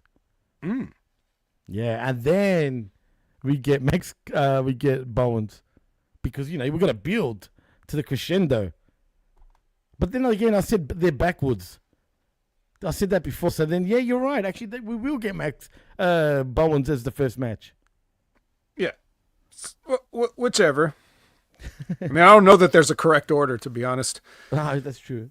But I do know one thing. Because we had a question earlier. Labrat had a question. Labrat had a question. Oh, don't worry. There's been many questions, but the one I'm talking about is the one Labrat said about where's Hologram. Well, I'll tell you where Hologram is. Hologram is rebooting. Because we saw the DOS commands. Hologram /.exe whatever. Are you sure it's not Y2J? Positive. Okay, because holograms are not computers. I mean, but if you want to, you need a computer to do a hologram. Do you? Yeah. What about just a light? How do you get just a light is a flashlight? It's called a flashlight. No, say those lights that can project, say the stars on the roof and stuff like that. Or a hook signal. Or a hook signal, the bat symbol, any of those. It's just light. Just. Psh. But that's just but that's a light, not a hologram. A hologram is made of light, but you still need a program to run it because it has to do certain things like wrestling moves. So you'll never get a conversation about holograms other than this show, folks. Just saying. Yeah. So, but Elizabeth says those aren't holograms, though. Yeah, lights aren't holograms. Holograms are light. All holograms are light, but not all light is holograms. Does that make sense? It's AEW. Of course it makes sense. Yeah. So. No, it's just science. It's science. It's science. It is, I guess. All right. Anyway, just know that they're rebooting him and he's reloading and he'll, he's on his way. Could it be Jericho turning up in a hologram mask? No. Damn it. No, damn it. Damn it. No. No, guys. No, guys. Speaking of no guys, Lexi is with Top Flight. And they're arguing about whose fault everything is with, Leo and Action and all this other stuff. They're just like, hey, we were holding it down and you did this and you did that. And I was trying to figure out whose fault this whole angle is, but I think we know whose fault that is. I was seeing, who that was standing next to them, because I don't know if you noticed, why was she posing, man? Who, what's Layla Gray? Layla Gray. She was pulling her sort of, I don't know what was going on there. She was acting weird, bro. And she's just, almost wants, teasing that she's going to start stripping, dude. Sort of thing. Not to a full extent, but she was sort of pulling down on her pants, dress, whatever the fuck. I haven't been on a plane in a while. Is that what flight attendants do now? It was hot, I guess. She needed to cool off. Or maybe she was just. I know it's funny because there was a guy in the front row that had a sign that said it's cold here in Jacksonville or whatever. Well, I'm sure it was. I think even though Jacksonville was kind of hot. But yeah, that's what I was gonna say, Lab Brat. I kid you not. I didn't want to, but she came across like she was high on drugs. I'm not kidding. That's actually a good one, Lab. And who would know more than drugs and Lab Rat, since they test all sorts of shit on the Lab Rat. She honestly, pay attention to her. If you ever see it again, she was acting kind of weird. Tony Schiavone brings out Mariah May and Tony Storm. This is great. Mariah May says Tony is nothing to her. And Tony says, I'm so happy to meet you. You're my biggest inspiration. Mm-hmm. And then that inspires Mariah May to slap the shit out of her and then whoop her with a belt. So we get a good old-fashioned Jacksonville belt whooping on Tony Storm. That's always timeless. And then security comes out because they're done with Hobbs and Bill at this point. So security comes out. They get Mariah May away from poor, defenseless, innocent Tony Storm. And I kid you not. This is Jimmy's catchphrase. I kid you not. Yeah. Security, I saw in the camera, like they were supposed to be off camera, but their hands were made it into the frame like this. And as Mariah May was going up the ramp, the security was doing this, like literally shooing her away like she's some kind of an insect or something. Like, what is this, an official security move? Like, to do this? Maybe is she's this forgotten, and they were telling him to hurry up or something. They're flying. Yeah, is that you guys saw that, right? Like, if you guys are watching right now on video, you see me doing this. That's what you guys saw that too, right? Yeah, and if you're not watching on video and you're listening later, I'm doing the thing gesture. where you take your fingers and flick them towards something, like be gone, be gone with you. Like shoo. You know what I mean? That was shooing. They literally shooed her away like a fly. Like Mariah May was on the potato salad at the picnic. Like, get out of here. No one likes flies on their potato salad. Do you need to get certified for that? You know how some security, like they get to be like armed security, and they gotta like get a permit, and like, yeah, do you need to go through a training course of like wrist flicking just to make sure like you don't have arthritis or anything that could potentially keep you from performing your duties? Well, you got to be young to do a job like that, vet. Yeah, I'm telling you. So they're probably like, it's probably like the security is probably like indie wrestlers, young athletes, and they're weird investors half the time. Yeah. All right. So anyway, that happened, Jesus, but apparently said, yeah, and a bona fide stud. Oh, we're not done with that guy's partner yet either. So stick around.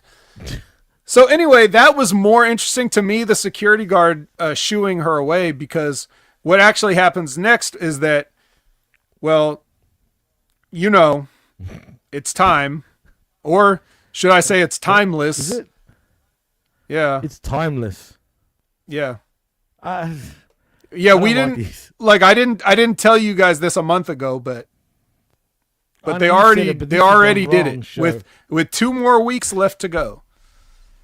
This is the wrong show to do it. It should have been the Go Home Dynamite or something for this, man, in my opinion. But they obviously couldn't hold it. You know what I mean? They shot their loads all over the place, and here it is on Collision. We're about 500, 600. What am I talking about? 200,000 people watch every fucking Saturday if we're lucky. This is how you do it. You shoot, and you get a timeless storm. I mean, it won't be the first time they've shot something at Tony Storm, but I'm sure she's had a lot of things shot at her. But that's another show, right? Yeah. So, I mean, yeah, like exactly what you're saying. Like you did this on Collision, but also you're gonna put together a quick video package for Dynamite too, because they know you didn't see it on Collision, so that we're gonna see it on Wednesday. We're gonna see it next Wednesday again. 100%, because it's then they'll cut to Renee with Tony, and she'll be back doing the whole gimmick again. They should have just held out, but I don't know, man. I told you this is weird. Someone's got Tourette's syndrome booking this shit. No offense to Tourette's, but I'm just saying, it's like, you know what I mean? Oh, well, Goldust is there. Maybe he booked this shit. I'm just, yeah. Tony Starr. Yeah. Yes. 100%. That's what we got. Yeah. All right. Hey, that's cool. Well, speaking of Renee, they showed I don't know what this was, like a promo for some, like a YouTube show or something where Moxley rants at his wife while Claudio just stands there. I can't wait to check that out, whatever it is. Read his book. I'm telling you, read his book, and then you'll find out what was going on. No. Scott said he booked this shit. Oh, it's your fault. Thanks a lot. Your fault, Scotty. God damn it, pal. Yeah. Yeah, is Luther coming back? Yeah, he's for sure. But where was he? no more free lunch, Luther. You got to get dressed again. Well, he's Jericho's best friend too. That's why he's still got a job. Mm-hmm. Speaking of still got a job, here we debut the Hounds of Hell, Jimmy. Ah, there we go. The Hounds of Roof. Should have been that. Roof. So we got the dogs, officially. Where are my dogs at? They should come out to the who let the dogs out? Woof, woof, woof, woof, woof. That's what they would do that's what they would do on a house show as a rib. You know, like if they ever doesn't GCW do like that? I remember they did a show called Who Let the Dogs Out. I'm not kidding. That's actually true. So, Hounds of Hell versus Gates of Agony. Whoa, that sounds like a freaking bad hemorrhoid if I ever heard one. Which Cerberus yes. guards the Gates of Hell. But are the Gates of Hell any different than Gates of Agony? And to that end, do the Gates of Agony have their own dog or three-headed dog that could face Cerberus in a dog collar match? A dog? Wait, a six-collar dog sort of Well, match? maybe. But, I mean, if their dog only has one head, then that's a 3v1 dog collar. Oh. So now so we need Yeah. I see. Okay. I mean, that sounds like hell. Perfectly, yes. Well, it couldn't be any worse than this match was. Anyway, they beat Bishop Khan with this, like, Buddy does like a sliding drop kick as the fat guy does the cannonball. So Are you talking about Leona? No, I'm talking about Brody. Yeah, Brody. The Jack guy does a drop kick, the fat guy does a cannonball, and they do it at the same time in the corner. Squish Bishop Khan and beat him for a strong win. Strong win for the Hounds of Hell. We dragged the Gates of Agony up out of nowhere, probably Ring of Honor, just to do this job, and strong win for the debut of the Hounds of Hell. Didn't we get a strong promo last week? From the Gates of Hemorrhoids, whatever. Mm-hmm. That was just to get, just so we quickly were reminded who they were before they became part of a strong win. I see. Okay, cool. That's cool. I get it. I got it. I think so too. Harley Cameron finds Lexi and the Fat family, and also Vendetta finds them too. And Vendetta. Vendetta. Tutto a posto. This is dope. This is dumb. I don't want to see guitars. I don't want to see these guys again. Why again? Are they part of the company now? I think so. I think they're signed to an exclusive contract. They're now just under Monet, Okada, Ospreay in terms of the salary. Man, I'm not going to say nothing. You please. Well, it's a business. I see. Yeah. I mean, that's what I was told earlier, but when you use the wow one too many times, does it still become a freaking business? I assume it stays a business. I don't know. You run out of freaking water, man. Like, come on. This is running out of water bad. Just no more, man. Well, the kid is definitely retaining water. No comment. You know what's crazy is like if the boom guy reminds me like if John Cena had like a lame older cousin. Like a sort of slow cousin? Yeah, because he kind of looks like with the t-shirt and like the sweatbands and stuff, like he kind of reminds me of like a like if like a local indie had like they needed a John Cena like. Oh yeah, perfect. I mean, come on, hustle, loyalty, and fat. I mean, that's That's all. That's all you need, man. I'm down. I'm down for that. All right. Like Gam says, it's time. It's time. It's time for Lexi with Penelope and Thunder Rosa, and they luckily have agreed to no physicality here. They didn't? Oh, they agreed. And they also agreed to no interest and no charisma. So it was just an all-around waste of a segment. Why is I don't get Thunder Rosa. She painted her usual stick on her face, but it looked like a ninja sort of mask this time, sort of thing. Yeah, instead of the half face, it's the lower face. See how I have like a beard? See how I have a beard on my lower face? And it's like, she has like that too, but it's paint. It's like... And, can I ask you, why are they both wearing practically the same shit? Just different colors. I don't know.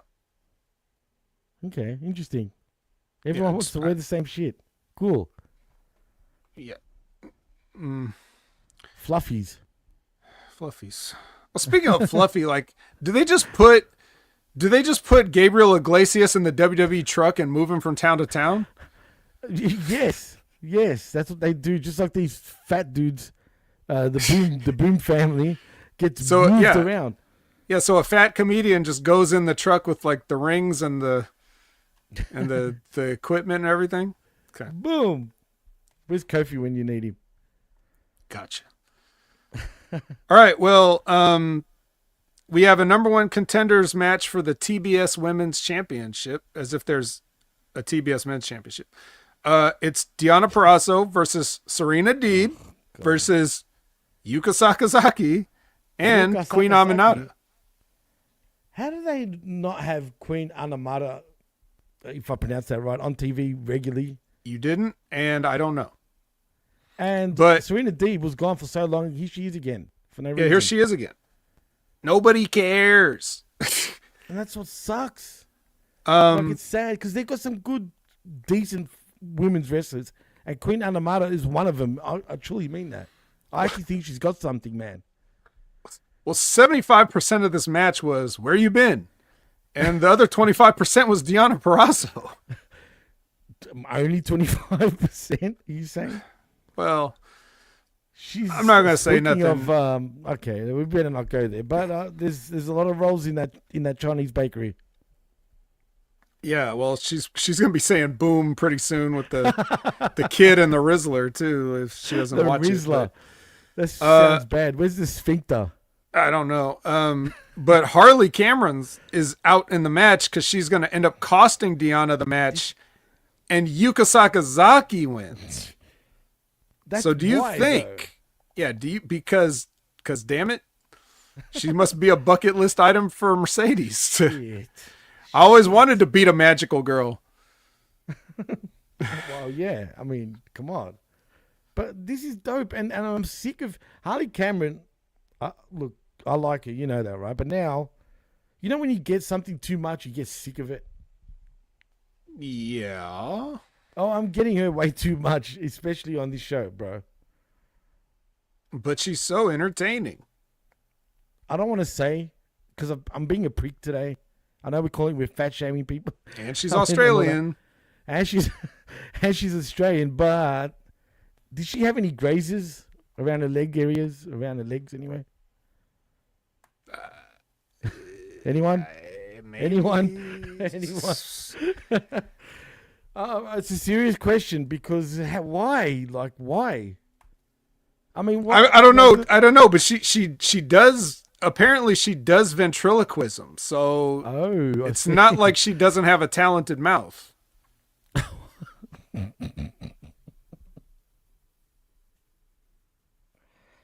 I'm just gonna go ahead and apologize for that because Jimmy just set up a T and a ball right there, so I had to crush it. I don't really insinuate that Harley Cameron is doing anything untoward. I'm just when you get a softball like that, you just have to knock it out. I'm sorry, I couldn't just go down looking. I didn't say knees, so I don't. You know what I mean? But yeah, I know. I did set it up. It's my fault. I didn't either. Shut up, homeboy. God damn you. Yeah. So, shout outs to Homeboy 88. all right, Homeboy 88. What's up, buddy? So yeah, Yuka wins. Then Lexi gets to interview the Hounds of Hell. So Again. apparently she's fireproof because Yeah, I imagine, yeah.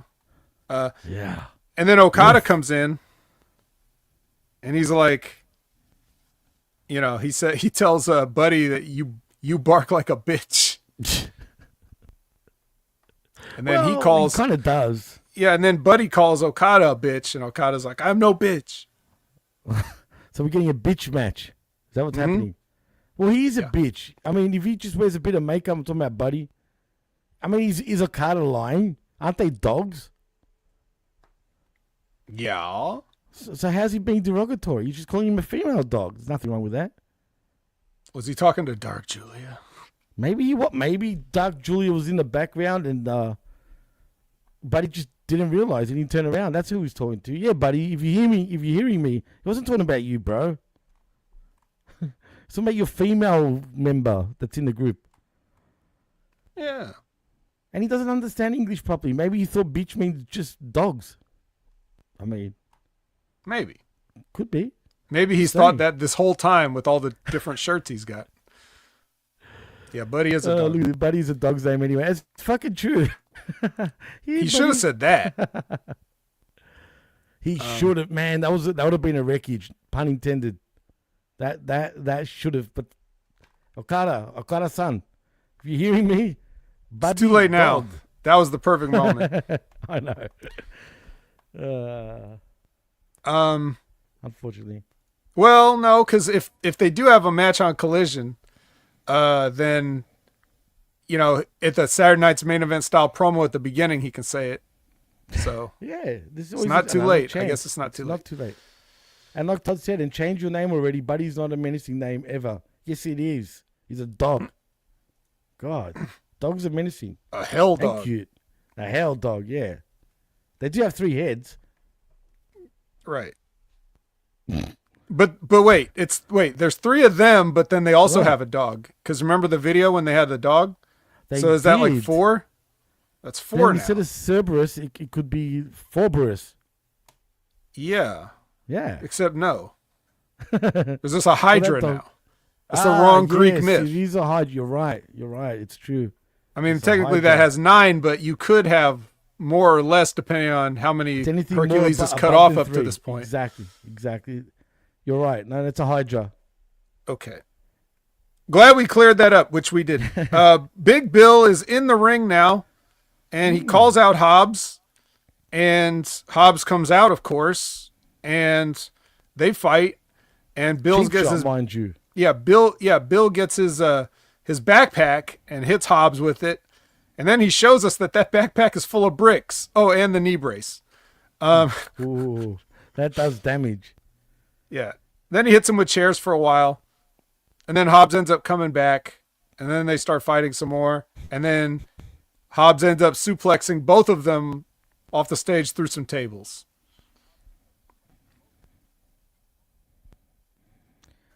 Yes. Cool. I'm looking forward to the blow-off. Not. But you know what? Speaking of blow-offs, next is the best vignette of the whole show, Vet. It's Yes, the the mafia. Callis It's family meeting. The family.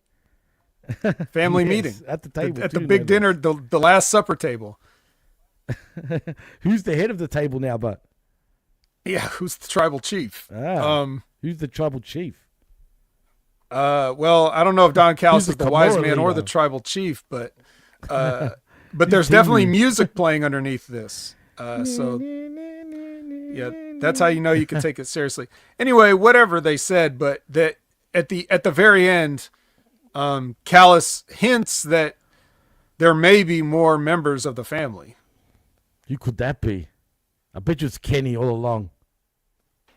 Oh no! Can you imagine that? It'll be like, ding, ding, ding. They should do that. That would pop me.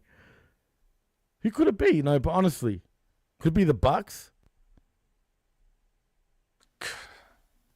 I mean, I'm trying to make sense. I know this company doesn't run on sense, but I'm trying to make sense. Or is it just two randoms like they love doing? Uh, I mean, if you had the to make gates of agony. Oh God! If they if they do that, man, It's the I hope Hellhounds. oh God! Could it be the Hounds? Could it be? Could be, right? They've lost their leader. They're in need of guidance. Well, I'll tell you one thing. We will find out. I was going to say a Grand Slam, more than likely. But what's the bet they do it beforehand anyway? But I'm going to guess it's going to be a Grand Slam. It has to be. At the end of the match, that's how Kenny and Ospreay lose. Because of whoever these new members are. It's got to be the Bucks, dude, so they can turn on, so then they can have a feud. Because they don't know how to write them back in right now, Vet, which they wouldn't. This is the only way they could bring him back in and somewhat make sense. Okay, well, I mean, we'll see. I'm not going to expend one brain cell thinking about it, but I'm just trying, man. I'm trying. I'll just take it. I'll just take it as they. Bruce, if you say Baron Corbin, oh no, don't you dare, bro. You imagine that? Yeah, obviously. I think I can imagine that, but it will be the Bucks against Omega and Ospreay, just like Josh said. Has to be, dude. It's logical. But again, I know this company is not logical, but hello. Has to be, Vet. I can't think of anyone else, man, unless they're total randoms because I like doing that too. Well, I don't know. Well, let's just stick with the members of the family we know because the main event is finally here. It is. It's Konosuke Takeshita defending his whichever belt this is against Katsuyori Shibata. Don Callis and Jim Ross are on commentary for this one. It's a slobber knocker. Yep. Unfortunately, I mean it's not much of a the outcome isn't in doubt. Really, who's going to win this? So well, of course. Unfortunately, now Mr. Katsuyori Shibata is a jobber suddenly. Well, he had his brain removed. What? I'm not laughing at that. I'm laughing at what you're implying. Not the fact that he's actually got a piece of his brain removed, but, you know, I mean, it's possible that's why. Yeah, it's just not quite the same, but he's not. I mean, whatever. It's, you know, they want to keep Takeshita over because I get it. Because he did the right thing and went to complain in an interview. And because, you know, he's he's a tall guy, you know, that's not normally something that gets you pushed in AEW, but because he's Japanese, I guess that makes up for it. And man, I like Takeshita. I know you sound so down about it, but you know, I guess he's learned quick how the, you know, American game works when it comes to politics in professional wrestling. Yeah, make sure social media sees you complain, but I mean that could go either way. So he got lucky on this one. He did. But yeah, so he wins this match, and then that's it. No angle, no nothing. Why do you need an angle? What angle? I don't. I actually don't. I'm glad that they just. I know you don't want one. Yeah, let it go, but. Let it go. Yeah. Yeah, I know. It's pretty bad. It was a bad week of AEW. Sorry for us being total assholes when it comes to this show. I'm sure it was entertaining for you folks because we didn't drop off any viewers. So thank you once again to everybody tuning in. We stayed strong the whole way through once everyone started tuning in. So I guess people liked it. But for everyone that loves AEW, I'm sorry, but we just point out the facts. If you pay attention, even you're going to start asking questions on what's really going on. Because they just have something that makes... They don't understand fundamentals, peeps. That's what it comes down to. I mean, do they understand professional wrestling, the fundamentals of pro wrestling, though? Because clearly they don't. No, but a lot of people don't. What is That's true, too. Also, are there any AEW fans? I'm sorry. I did. Oh, sorry, the Seekos. I don't mean... Well, I'm not talking about in general. I just mean anybody here. Is anybody like... is anybody down on us that you know we're too negative, or is any big AEW fans in the chat? Or Well, you guys have any rebuttals or anything? I'm not. My thing is just general apathy. So I don't really. I'm more so trying to make you guys laugh. I really don't. It's most of the stuff is just whatever. But I mean, if you guys have any points you like to bring up, I mean, please just. You don't have to just sit here and take this. Well, I know Todd was a big fan, but look at him now. He's not anymore. Wow. That's crazy. Who would have thought? I don't blame you, but that's if those real hardcores can't see it, how do you stick up for a company like this? That's why I admire their resiliency, I think. But what are you complaining about? Like, what are you arguing about? Sorry. Because there's no argument. Yeah, it's pretty negative, like Mike Martin says. Sorry, that's how I felt. I mean, but although I did say, I put over the Joe thing at the beginning, and I did put over the Okada thing a little bit, even though I said it wasn't as good as he normally does. But that was kind of on Commander a little bit too, But I liked how Collision started. And then I just had to see those social media guys like several times throughout the show, and everything that they're in is so cringe. And then, whatever. So they got a whole other week next week to try again, I guess. You know what? I'm not going to lie. I'm actually happy I'm not going now. Oh, to the Grand Slam thing? Yeah. Because Jesus Christ, I would have been attacked probably. I would have been sitting there just absolutely. Do they know you down there? Like, they're like, oh, no, my God, this is the guy from the Wreckage. Get him. Oh, my God. I'll kill myself. Not really, but you know what I mean. Thank you, Cold. I appreciate that. We appreciate that. We're just being honest, man. It's tough, dudes. Mike says, I don't watch the stuff, so I'm like, okay. When you don't have anything to say about the stuff sometimes, and for me, I don't watch the stuff, so I'm like, okay. Trust me, do yourself a favor. Continue not watching it. I mean, you be the judge, Mike. Watch it and tell me what you think. You know what I mean? Let's be real. Yeah, I could do like I could just read out every move like we could. Like Brian Alvarez does. I used to do that. But I just don't have time to write all that down. Anyway, yeah.